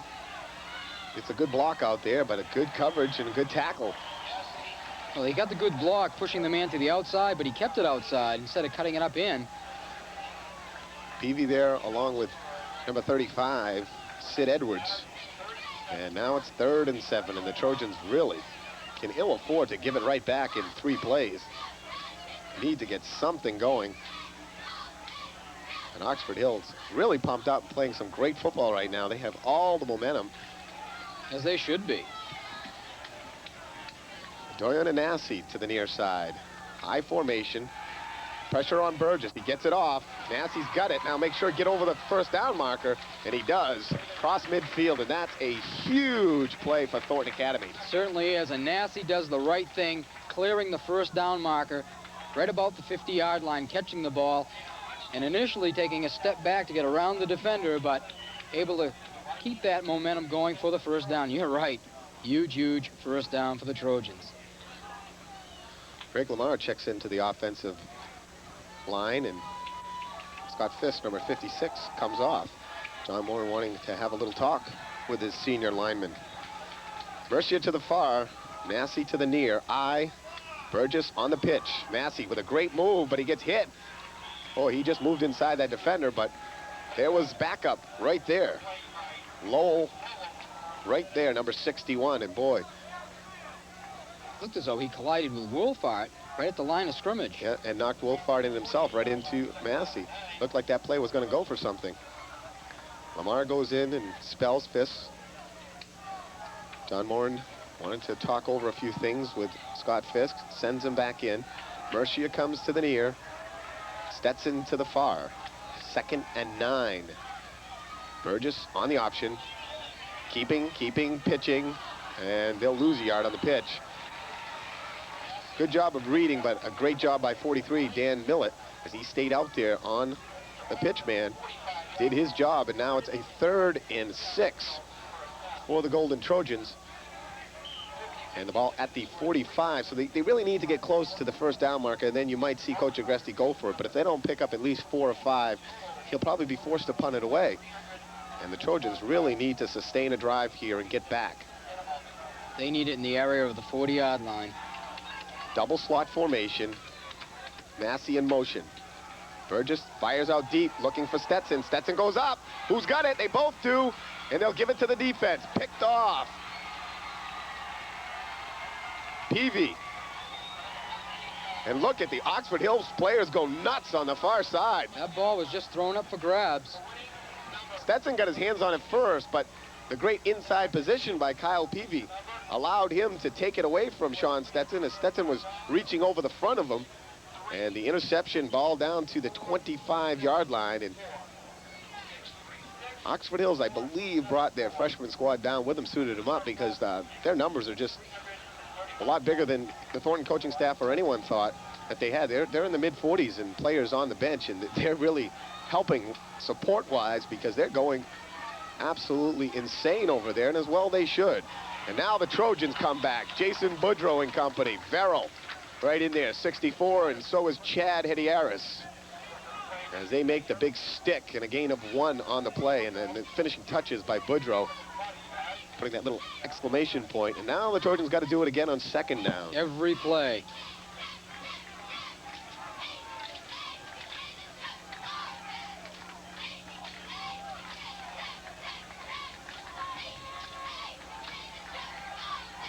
Second and 9, I formation for the Vikings. Double tight ends. Bad exchange, and right there to wrap up. Tardif is 32, Hediaris again. And Chad now trying to pump up his team. Bad exchange between Lovelace and Tardif, and that stopped things right from the get-go. And I believe that's the first time this afternoon that Thornton Academy has been able to stop Tardif on 2 consecutive plays. 3rd down and 9, and a very, very big play again, momentum-wise, and of course in field position game. They send Briggs to the far side. He's been very, very dangerous. Jason Britton comes to the near side. They go with a double slot formation, do the Vikings, the same as the Trojans have done. The counter play is botched, and Lovelace looking out. Now he's going to fire it and throws it incomplete. And that'll bring up 4th down and punting situation, and again a mix-up in the backfield of the Vikings. I think that was the first time we've seen that formation, and I'm not sure if Oxford Hills was very comfortable with it. So the Trojans' defense answers the call at the very exact time they had to. So Oxford Hills punches in another one and goes for 2 and gets the 2 points. It now becomes a 2-touchdown ball game. Thornton sends back Massey and Doyen deep. Mercier, the short up man, and Lovelace has proved he can kick very nicely. Booming kick. And Thornton Massey calls for the fair catch. Very smart, very alert play by Kevin Massey. And the Trojans start just over their own 35-yard line. First down and 10 with 2:16 to play in the third, trailing 21-20. Southeast Maine, Carpet Town is crushing retail prices. We're crushing prices on thousands of yards of top quality carpet in today's most popular styles and colors. $30 a yard carpet reduced to $11.99. Up to 70% off hundreds of remnants with 9x12s from only $39. And 12 months to pay interest free. It's 2 days only, Saturday and Monday only at Carpet Town. Route 1 in Saco next to Funtown. Be there. I looked at all the East-West games. Certainly didn't think this would be the best of the bunch, but it has turned out to be the most exciting and highly contested. Massey, he'll get about 6. Finally stood up at the 42 and pushed back.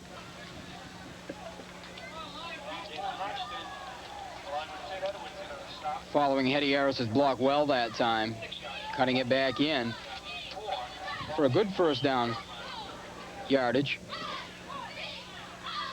Now True entering the ball game. Sophomore Ryan True checks in at tailback.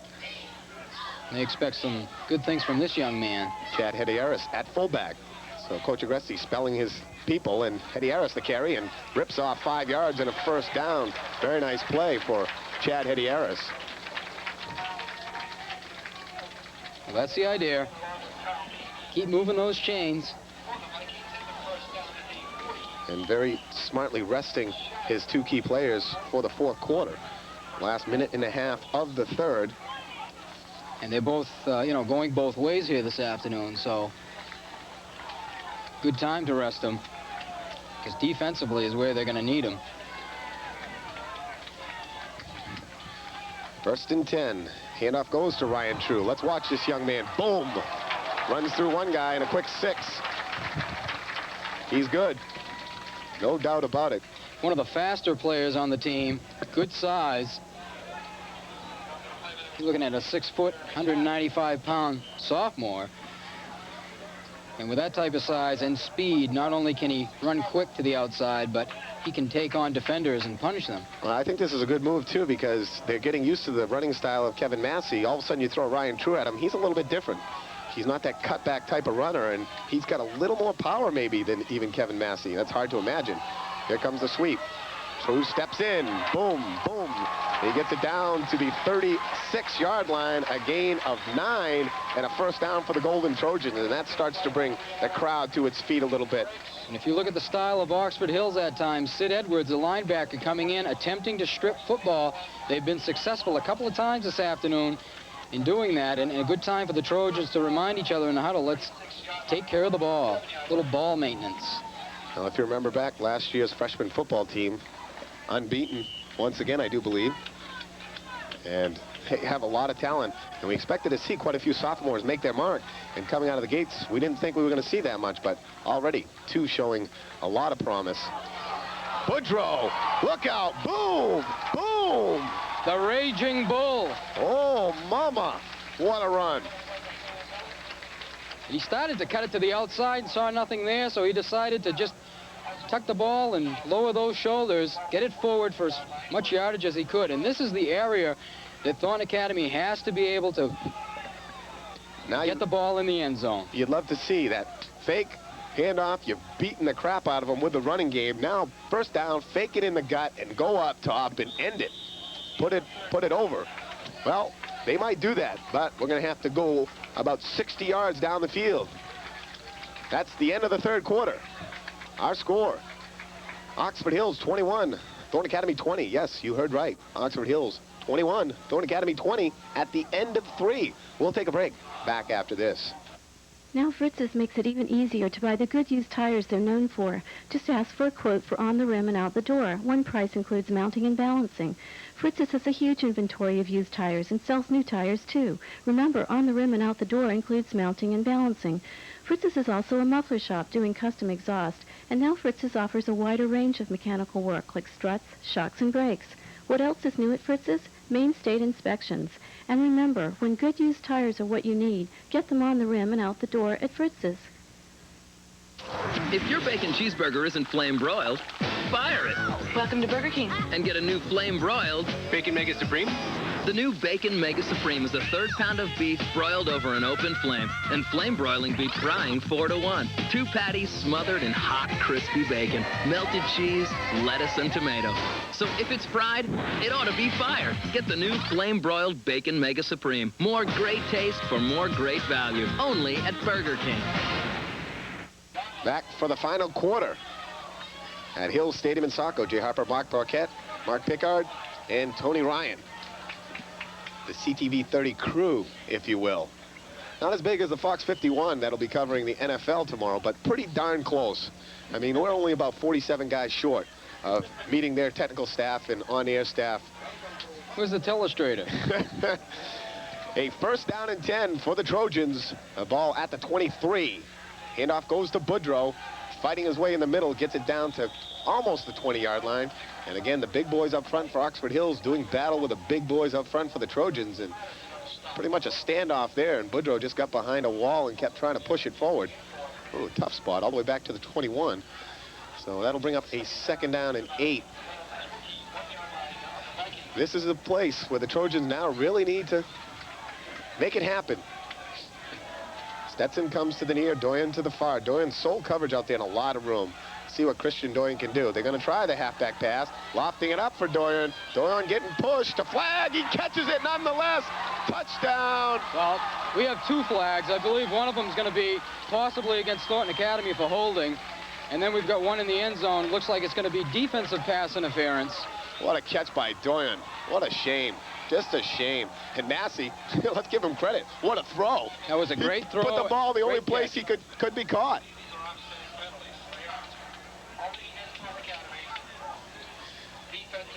Well, well, well. Unfortunately, that'll just bring it back, I believe. They'll offset each other, won't they? Let's do it again. And let's have second down all over again. Massey didn't sell the option pass that well. He didn't make it look like a run well enough is what I'm trying to allude to, because the coverage was there. You could see right away he was looking to pass it, but what a perfect pass and just a spectacular catch. I believe it was Doyen, wasn't it? Sure was. So second and 8. Back Jack, let's do it again. Over the middle, the man there, and he slips and falls. The ball thrown just behind, and he was open, cutting across the middle once again. Massey, that's been there all afternoon.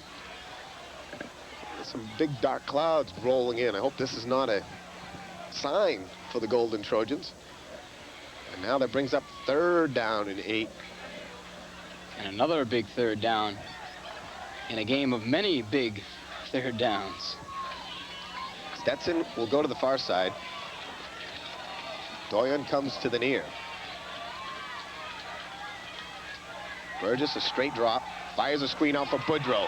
Boudreau heading for the sideline. Trying to get to the first down marker. Bounces off 2, 3, and I think he's got it. What an effort by Jason Boudreau. Second and third effort to the outside. A wall of maroon down there.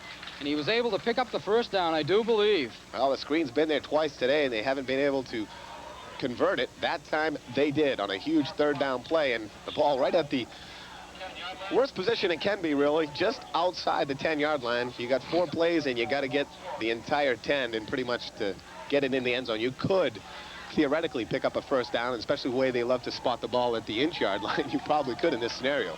Mercier to the near, Stetson to the far. The pitch comes to Massey. Looks like he's got some room outside. Cuts it up inside, spinning, turning, churning, down to the 2.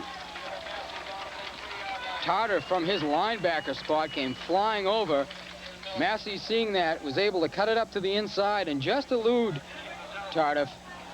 Looks like they're just shy of the 3-yard line. Boy, a tough spot there, too. Looked like he made it down to the 2, and they put him back at the 3. So second and goal from the 3. But now it's power versus power.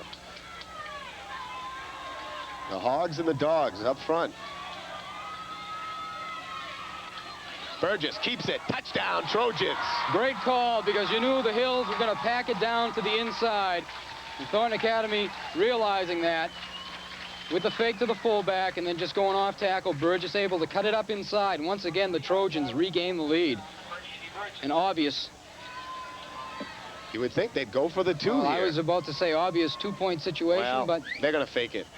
Let me go out on a limb and just tell you they're going to fake it. But if you're going to fake it, why not just line up right off for the two-point conversion? If I'm Oxford Hills, I'm not going to allow anyone to come out. Offsides on the Trojans.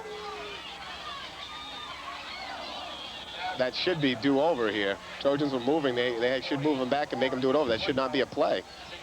There was motion against Thornton Academy.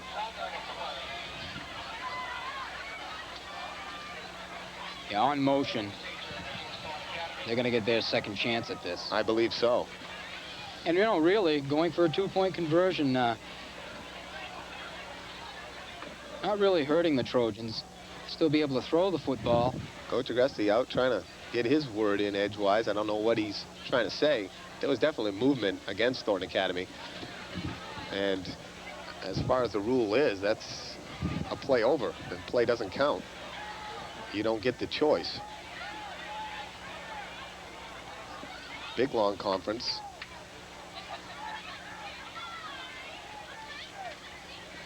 So Thornton now will have to come up with an 8-yard two-point conversion, I believe. A long, long delay. 10:25 to play, fourth quarter.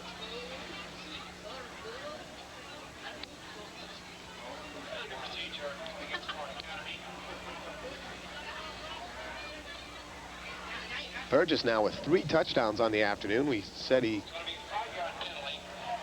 should try to answer the challenge of Randy Pettit for the quarterbacking of Twin Cities, or certainly York County, maybe Western A. He's got the touchdowns, but he has not really run the ball as prolific as Pettit. Pettit went for long distances on his 3 runs. Burgess all short, but he has thrown the ball very, very well this afternoon. Thornton Academy featuring their tailback and with some work from the fullback this afternoon. And Brian Harvey, one of the better quarterbacks in Western A, had a very difficult night last night. Only 4 of 17 for 33 yards. A lot of drop balls by his receivers, but he didn't look that sharp. He had one great punt return for 50 yards and set him up with their touchdown. He threw 1 touchdown pass, but he did not look like the Brian Harvey I have grown accustomed to seeing. He struggled at the QB position, and that certainly hurt South Portland chances, along with some tough penalties along the way. Timeout on the field taken by Oxford Hills. 10:25 to play in the fourth. You're watching Thornton Academy football on CTV 30. Burgess keeps it. Touchdown, Trojans. Great call, because you knew the Hills were going to pack it down to the inside.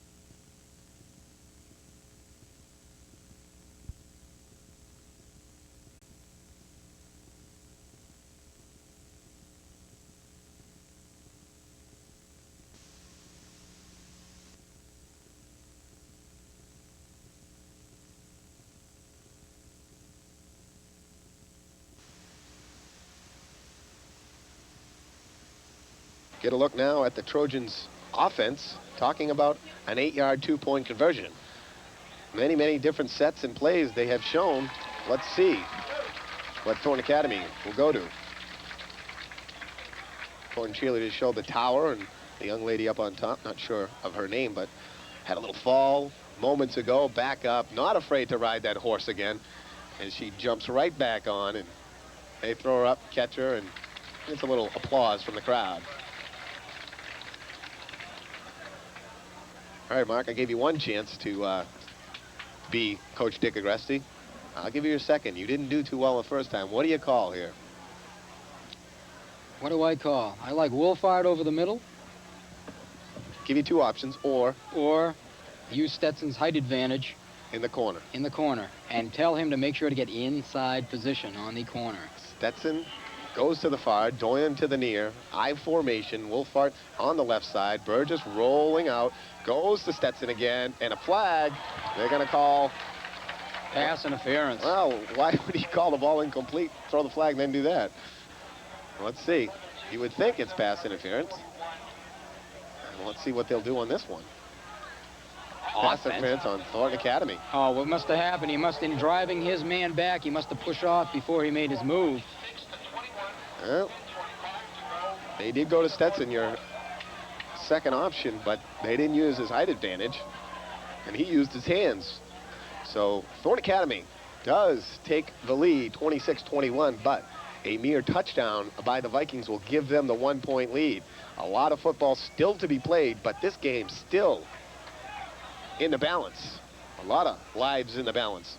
Looks like it's going to go right down to the final few seconds.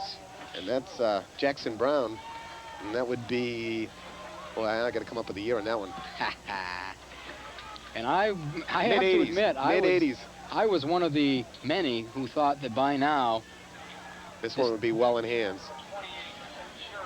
We'd be talking about what the Major League Baseball scores were. Right. That great progress that has been made. In case you haven't heard, they're going to play baseball. Didn't say when, but they will play baseball sometime in the next year or two. Kick goes to 31, A.J. Deschamps, and he don't get far. Gets it up to the 25-yard line.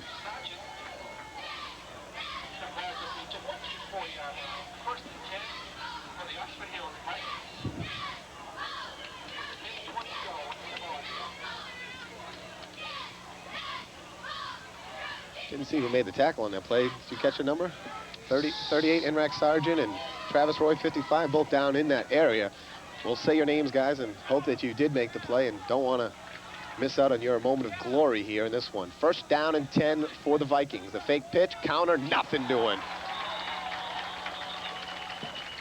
Could be a fumble. No, they're going to spot it down. Boudreaux coming in late, diving down, and he has the ball when he comes up with it, but Barrow was down low on that one, and he was really able to create a lot of congestion, giving that running back no place to go. Huge defensive series for the Golden Trojans. They want to put this one to rest. They got to stop here and put the offense back on the field and get another 6. Mill it to the far side of the field with sole coverage out there. They go to their man Tardif in the middle. Tardif will get 5, and that'll bring up a 3rd and 5.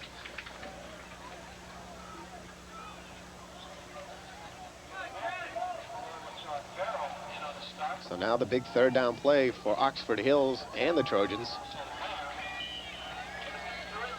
You fully expect them to get the football into the hands of the man that's been their go-to guy here this afternoon, Mr. Tardif. Clock moves, 8:47 to play in the contest. Jason Britton to the near side of the field, and they do go to Tardif. Tardif nowhere, big Alex Harder, and he wraps them up and gets some help. Tardif nearly broke away from that one. Good penetration on that side of the field by Harder. 2 yards in the backfield when the ball was handed off. And it looks like Jeremy Tardif a little shaken up on the play, and this will bring up a 4th down and 5, and Thornton Academy still has to be leery. Oxford Hills, nothing to lose in this game. I mean, my goodness, not expected to win this one, and they're right in the thick of things. They could definitely fake a punt. Trojans have to be ready for that and watch out. And I think Coach Agresti right now is relaying that message over to his players. Watch them from end to end. And it may be just win-loss for Jeremy Tardif. And what a brilliant player. He gets up and appears to be okay. Quarterback Michael Lovelace, again, he is the QB, so let's remember that. Coach Agresti and Coach Moran both down on the side trying to yell out instructions. Look out, be careful, be ready. Lovelace has been a very worthy punter He has gotten off a couple of beauties. You'd rather see the front line now just kind of stay, hit and read, rather than trying to put too much pressure on the kicker.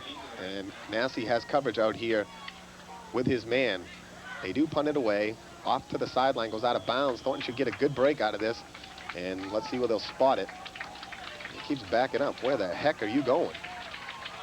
He spots it all the way at the 42. Looks like it went out well before that. But the Trojans have held with 8:06 to play, and they'll have the ball at their own 43-yard line. Big series. Ball control drive is what they need right now with 6 points at the end of it.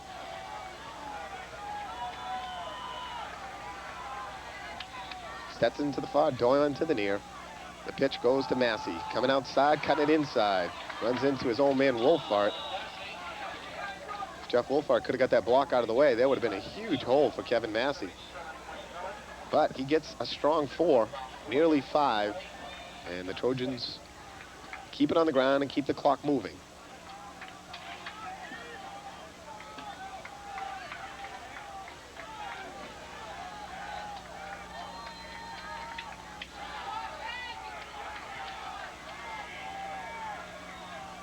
Hand off to Massey. Got some room.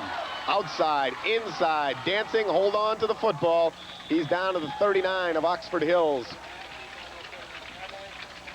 What a lead block by Boudreau. He's taken on a man in Wayne Millett, 6'3", 225. Drives him to the inside, giving that outside corner to Massey. And a big first down. I've been using that big first down this afternoon here quite a bit. A gain of 14 for Kevin Massey. And he's racking up some numbers for himself on the afternoon as well. Yet to score a touchdown, but he's done the bulk of the work inside the hash marks. Officials timeout now. As a player for Oxford Hills ties his shoe and gets back up. Big number 50, Josh Herrick, 6', 215, and a linebacker. 1st and 10. Try Boudreau. Boudreau off the right side, and Thorne Academy's offense is really wearing down Oxford Hills. Offensive line starting to win the war of attrition, and they're pushing them back. And Boudreau gets 7 yards, and the clock will continue to wind down under 6:45 to play in the 4th quarter, and Thorne Academy looking at a very nice 2nd down and 3. Mercier comes to the near side of the field, Massey to the far. At this point, you would think only decoys. The pitch. Boudreau should have stepped inside that time, and this time he chooses the outside route. Gets the first down, but my goodness, Massey does a fine job of just shadowing the man, keeping his body between him and the ball carrier. And perhaps if Massey would have cut that one up inside, he'd have had a lot more room, electing instead to go to the outside. And Massey just kind of got up and threw his hands in the air and said, you know, gee, I lay a fine block out there, and it doesn't quite work the way he wished it would. Still picking up the first down, though, Jay. Very ironic in the sense we've been asking him to cut outside once in a while instead of his patented inside cut. And that time the inside was there, and he took the outside route. Hand off in the middle to Boudreau. Boudreau fights forward. He'll get a couple. Looked like more was going to happen there, but he had trouble with the football and had to slow up a little bit. You prefer to see 2 hands on the football in traffic right now, because you know the Vikings are going to be tackling ball. They need to get that thing back with only 5:45 here remaining in the game and already trailing by 5 points.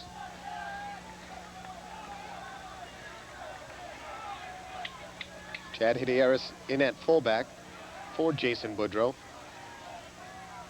And the pitch goes to Massey. Steps outside, back inside, and he gets to the 20-yard line.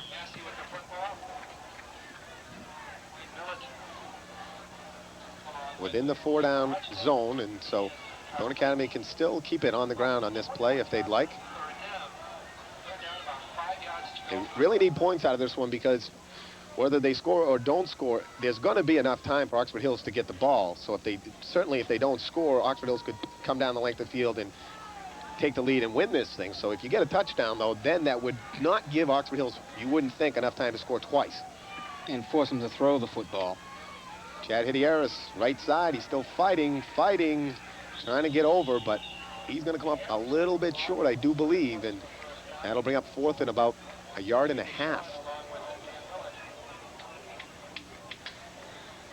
See where they spot him. They give him a pretty good spot.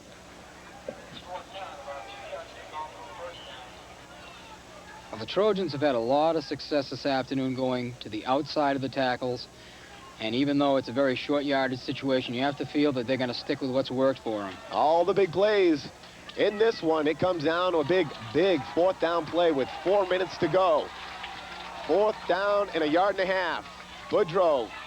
Burgess keeps it outside. He'll have the 1st down. And where's the whistle to whistle him dead? They finally do, and a good job by Andy Burgess as he put it in the belly of Boudreaux, took it back out, and then just followed Jason Boudreaux right back into the hole. And he gets Thorne Academy's 1st down, and they move the chains one more time. The ball now at the 14 of Oxford Hills. Trojans doing a real fine job of taking that time off the clock. Of all the things that have gone wrong for Thorne Academy today, if they can hold on here and get a touchdown and keep this drive alive, you got to say this is an experienced, tough team that, through adversity, still got the job done. Massey inside, almost to the 10. Looked like nothing. He gets almost 4 yards. And a successful football team is going to be one that knows how to play in games when things are against you, and then when there is a lot of adversity. When things are going well, it's very easy to be playing a good football game. The Trojans have stuck with it this afternoon, and although their performance hasn't been what one would have expected, coming away with a win would still be a step in the positive direction, obviously. 2nd down and 7. Boudreaux, big hole off to the left side. Into the secondary, should have a 1st down, or he'll be just short. Looks like they're marking him just over the 5-yard line. Or right at the 5, Jay. He's going to be short by about half a yard. Tabor, Verrill, and Wolfhard on that right side, blowing it open, and all kinds of real estate for Jason Boudreaux. And Boudreaux's had a fine afternoon from his fullback position as well as his linebacker position. Certainly showing he can run the ball. 3rd down and 1. And the ball is at the 5-yard line. 5 for the touchdown. Ryan True in at tailback. They go to True. Breaks it outside. Touchdown! The Trojans catch the Vikings. 11 men caught up on the inside, expecting to run up the middle. True with 1 step towards the line of scrimmage and then breaking at the outside. And right there you saw his speed. Thornton Academy coming up with a big score here with 2:10 to go. And Jay, I have to tell you, they had this one all the way. Still time. 2:10. Yeah, we've seen stranger things. 2:10. The snap. Burgess will stand up. Fires over to Massey. The blocking. But, oh, penetrating. What a good play. Lowell right in there. That looked like a great play for the Trojans. I really like that. The snap up to Burgess. He stood up. Fires it behind the line, but Oxford Hills got through. So Thorne Academy looking very good offensively in a lot of departments today, but the one place they have not looked good, and that's the place you hate to see them not look good, is in that very vital conversion. Whether it's the 1 or the 2, they need to get it done. And this team with this many weapons should be able to score 2 points pretty much at will. And unfortunately, the thing about that, Jay, is when you can't count on that 1-point conversion with the kicking game, once you fall behind, it's like the whole game you're playing catch-up to try and make those points back up. And at the end of a game, if you're playing in this style where there is some scoring to be going on during a game, those 6 points are going to make, oftentimes, the difference between a win and a loss. Let's give credit to that offensive line on that last drive. The whole game, they've been doing an excellent job. Especially that last drive. They really started to knock the big kids from Oxford Hills back in that last drive. And Ryan True, a stellar run. 5-yard job, as you said. Faked inside and then it busted outside. He's got speed, he's got power. And the pitch comes back to Tardif, a little bit of a hole, and knocked out of bounds nicely by Jason Boudreaux. And Booty really doing the job today. Gonna have some tired young men after this game. I would think so. And on that drive, you know, getting back to the line work, I think it comes down to a matter of technique and conditioning. And I think you see it there. Thornton Academy was able to continually open those holes 5 and 6 yards a pop. And you have to really give them credit because they came through when it counted. Certainly did. First down and 10, though. Still 2 minutes. If Mr. Tardif can bust off a 60-plus yard run, there still could be some football. Fumble on the play. Look out. The Trojans got it, and this baby is over. I can hear her tuning up. One very rotund lady in the background. Chad Hedieris. Actually, Tony Ryan's going to do the singing this afternoon, I do believe. Oh, my word, please. TR, little singing this afternoon? Taking the place of the fat lady? You going to sing for us now? Oh, never mind. Chad Hedieris with the recovery, a botched snap, and Mike Lovelace, the quarterback who's played a lovely game of quarterbacking today, does not have it happen in the last potential drive for the Oxford Hills Vikings. With a timeout, we'll take a timeout. The big TO, baby. We're back after this. We have the largest variety around. It's true. At Uncle Irving's, you'll find everything you need to make your leisure time complete. From homemade pizza to luscious calzones, freshly made cool, crisp salads to overstuffed grinders. We also carry the freshest seafood right off the dock, live or cooked to order. And best of all, we deliver everything, including cigarettes and beer and the latest movies and VCRs to play them on, right to your door for free. Now, with summer so short, can you afford not to call Uncle Irving's for your leisure time needs? Jay Harper and Marc Maquette back with you at Hills Stadium. A minute 55 to play, and Thornton Academy leading 32-21 and the football. And Mark, as you said, they had it all the way, but an excellent football game this afternoon for the Oxford Hills Vikings. They played a terrific game, and I really expect to hear some noise from them in Eastern A. Now the coach still out having words with the officiating crew, and I really hope he doesn't blame the officials this afternoon for his loss, because there were some tough calls that did not get called, and 2 or 3 chances for Oxford Hills to pick up penalties that they did not, and Thornton Academy certainly had their share of the big penalty that cost them as well. But looking at that News Channel 13's top 10 poll to start the season, the preseason pick was Thornton Academy #1 with 114 points, 6 first-place votes. Then it was Bangor #2, and Bangor certainly solidifying their preseason pick by the nice big win over Lewiston. It was a close game for most of that game, but Bangor poured it on late to win that one over Lewiston. And Lewiston, a team that's going to be very good this season. They really have improved, and they start the season at the #8 slot, top 10. Biddeford all over Coney, so they certainly will stay in the 1, 2, 3 slot. Waterville tied for 3rd with Biddeford. They won handily over Cheverus, so they'll stay right up there. And then you got Massabesic, the 5. Massabesic, what was Massabesic playing? Massabesic play last night, or they played today? They're playing today. Playing today, Westbrook. So, well, they'll probably win easily and keep themselves right in the thick of things. Mountain Valley, Stearns, Lewiston, Winslow, South Portland. Burgess pitches it out. It's a legal pitch. Burgess. And now Massey's still going, and he rambles out of bounds all the way down to the 22. And a legal pitch, boy, that was right at the exact angle. One more step, and that would have been a forward lateral. And Kevin Massey doing a great job of running the football after the catch. And he moves the chains one more time, and I think Thornton Academy would like to throw it in just to make this thing look a little bit bigger than maybe it really was. And for a confidence factor also, we don't want to use any special types of terms in these situations. Oh. That B word. Massey on the ground, right up the middle and all the way down to the 10-yard line, and it's just on the ground, so you can't say that word.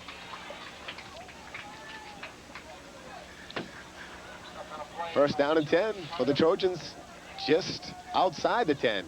Same place they were last time. I'd like to see him, Mercier coming off the field, I'd like to see him go to that slot formation and give Mercier the pitch and give him the chance to dance one in. He's had those 2 nice runs, both called back. Ryan True comes in for Massey, and Kevin Massey, what a great afternoon. He deserves a round of applause, and he gets it.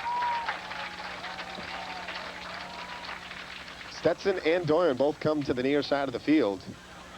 Ryan True at the tailback position. The handoff goes to Chad Hedieris, I believe. Up the middle, he'll pick up 2 or 3. And they almost had him fooled completely because everyone was keying Ryan True. So So you look at that top 10 poll, and South Poland's going to drop out, no doubt, with a loss, and Lawrence might make some noise to come up into that with their, good win over the Red Riots. But Thornton Academy with this tough win, maybe slip to 2 or 3. You would see Bangor.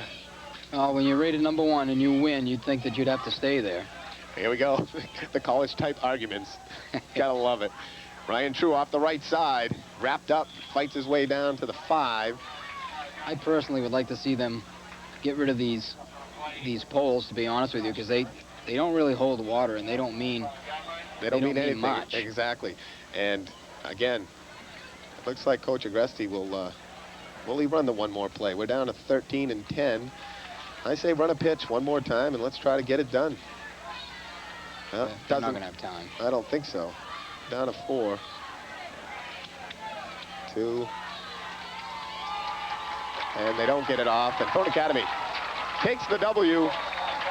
And again, I think that was a classy move by Dick Agresti that time. He could have tried to push another one in, but he knew he had the game won. Nice move. And some scary moments, but Thornton Academy's key guys, the big guys, come forth and step up in the fourth quarter and get the job done. They prevail 32-21 over a very feisty and big Oxford Hills team, and hopefully that gives them a lot of confidence for their Eastern action during the course of the season, because they certainly played a very fine football game here this afternoon. And one Jeremy Tardif, we'll be watching his numbers. He rushed for close to 200 yards today and 3 touchdowns, and boy, these kids could really be the sleepers in the East.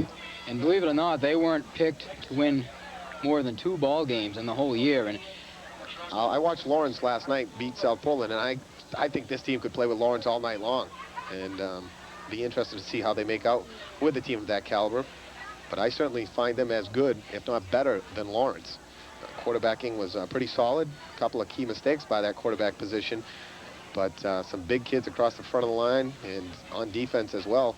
Thornton did rack up some yardage, but Thornton's got one of the best offensive lines in the state. Let's not forget that. And they did have their problems at times with that big Oxford Hills defensive front.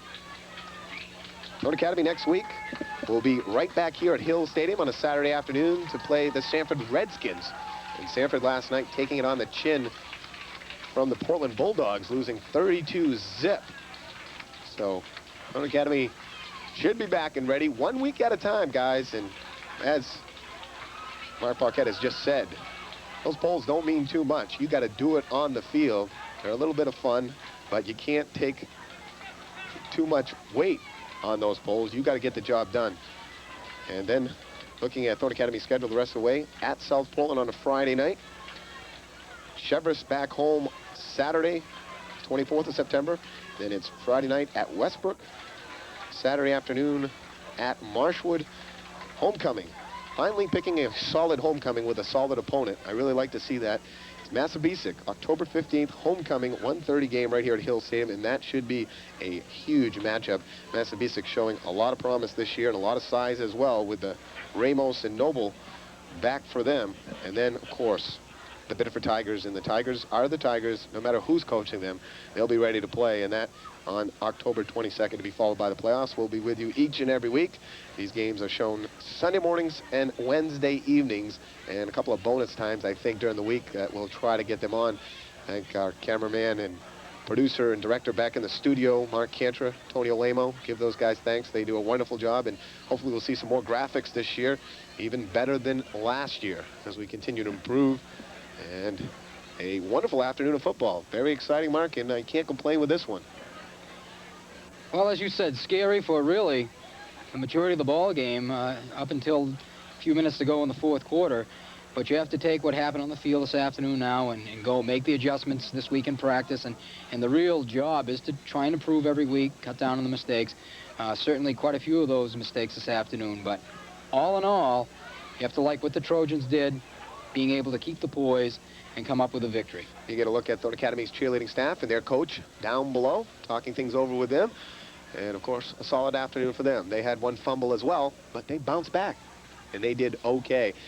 And we'll take a break and come back with, yes, our gutsy players of the game, sponsored by Wagner's Market, 188 Lincoln Street in Saco. The Wagster on the chains this afternoon, and we'll pick offensive and defensive gutsy players of the game right after this.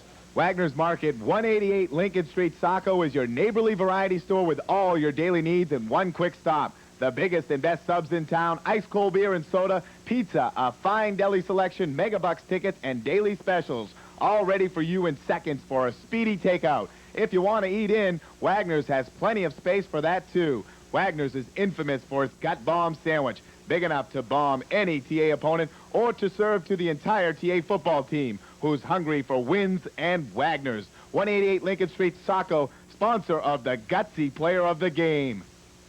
Welcome back to Hill Stadium in Saco for our postgame. J. Harper and Marc Maquette with you. Thornton Academy prevailing 32-21 over the Oxford Hill Vikings in a very good football game. Any way you slice it, for both clubs, really. The Vikings had a great game this afternoon, and they nearly beat the top-ranked team in Class A football here in the state of Maine.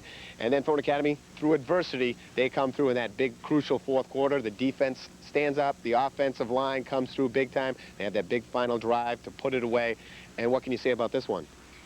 Well, I'm somewhat surprised. I have to admit, I really thought that the Trojans would handle Oxford Hills quite easily here in the home opener, but maybe I should take some of my own advice and not believe everything you read. Oxford Hills came to play, and as you just said, games are won in the fourth quarter. Thornton Academy was able to maintain their poise the whole game and really get the job done. A good building block, lots of mistakes made, but for a season opener, you expect those sort of things, and they're going to look for improvement every week, Jay.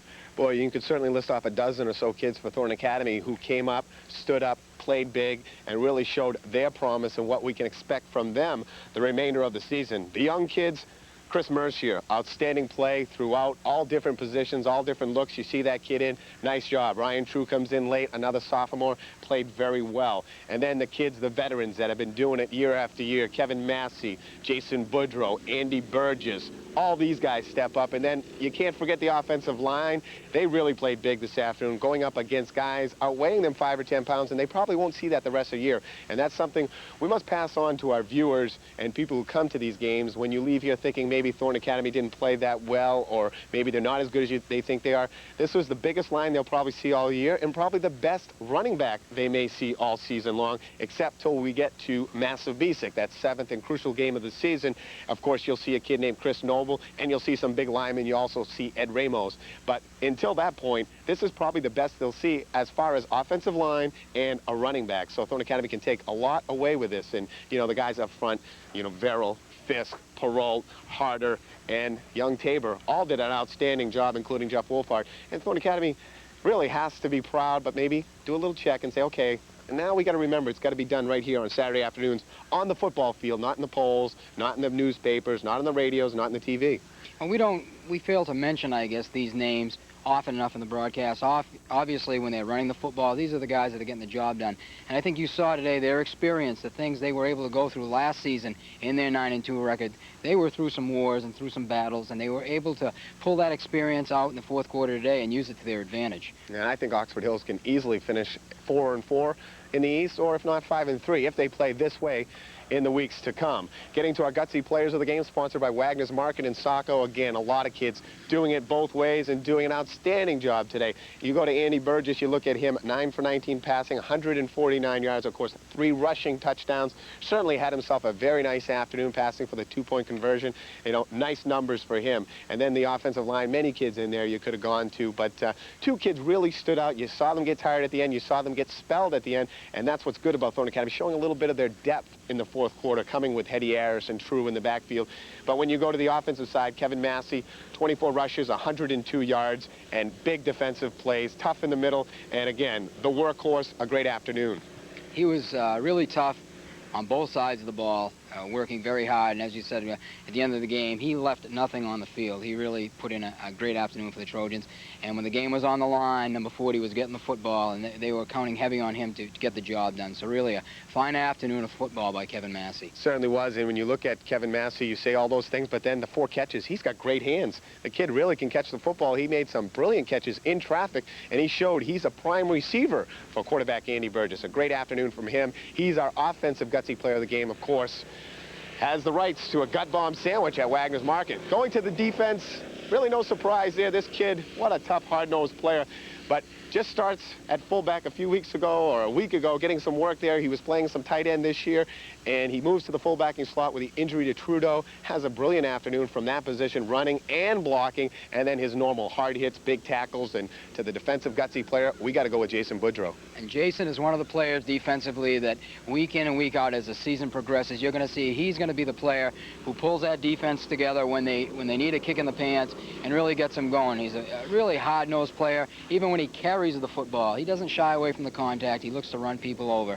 And for the Trojans to be successful, they're going to need the outstanding play of all 4 linebackers and the leadership, especially of Jason Boudreau. Thorne Academy does the job and wins this afternoon once again by the final score of 32-21. For my cameraman, Mark Pickard, our statistician, Tony Ryan, and my good friend over here, Mark Paquette, I'm Jay Harper, saying so long. We'll see you again here next Saturday afternoon. Orbit on the option, pitches to nobody, ball loose, Boudreau, touchdown!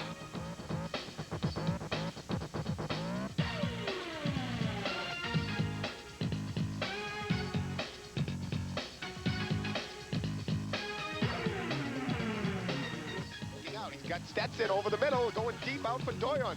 Doyon up, makes the catch, ooh, baby!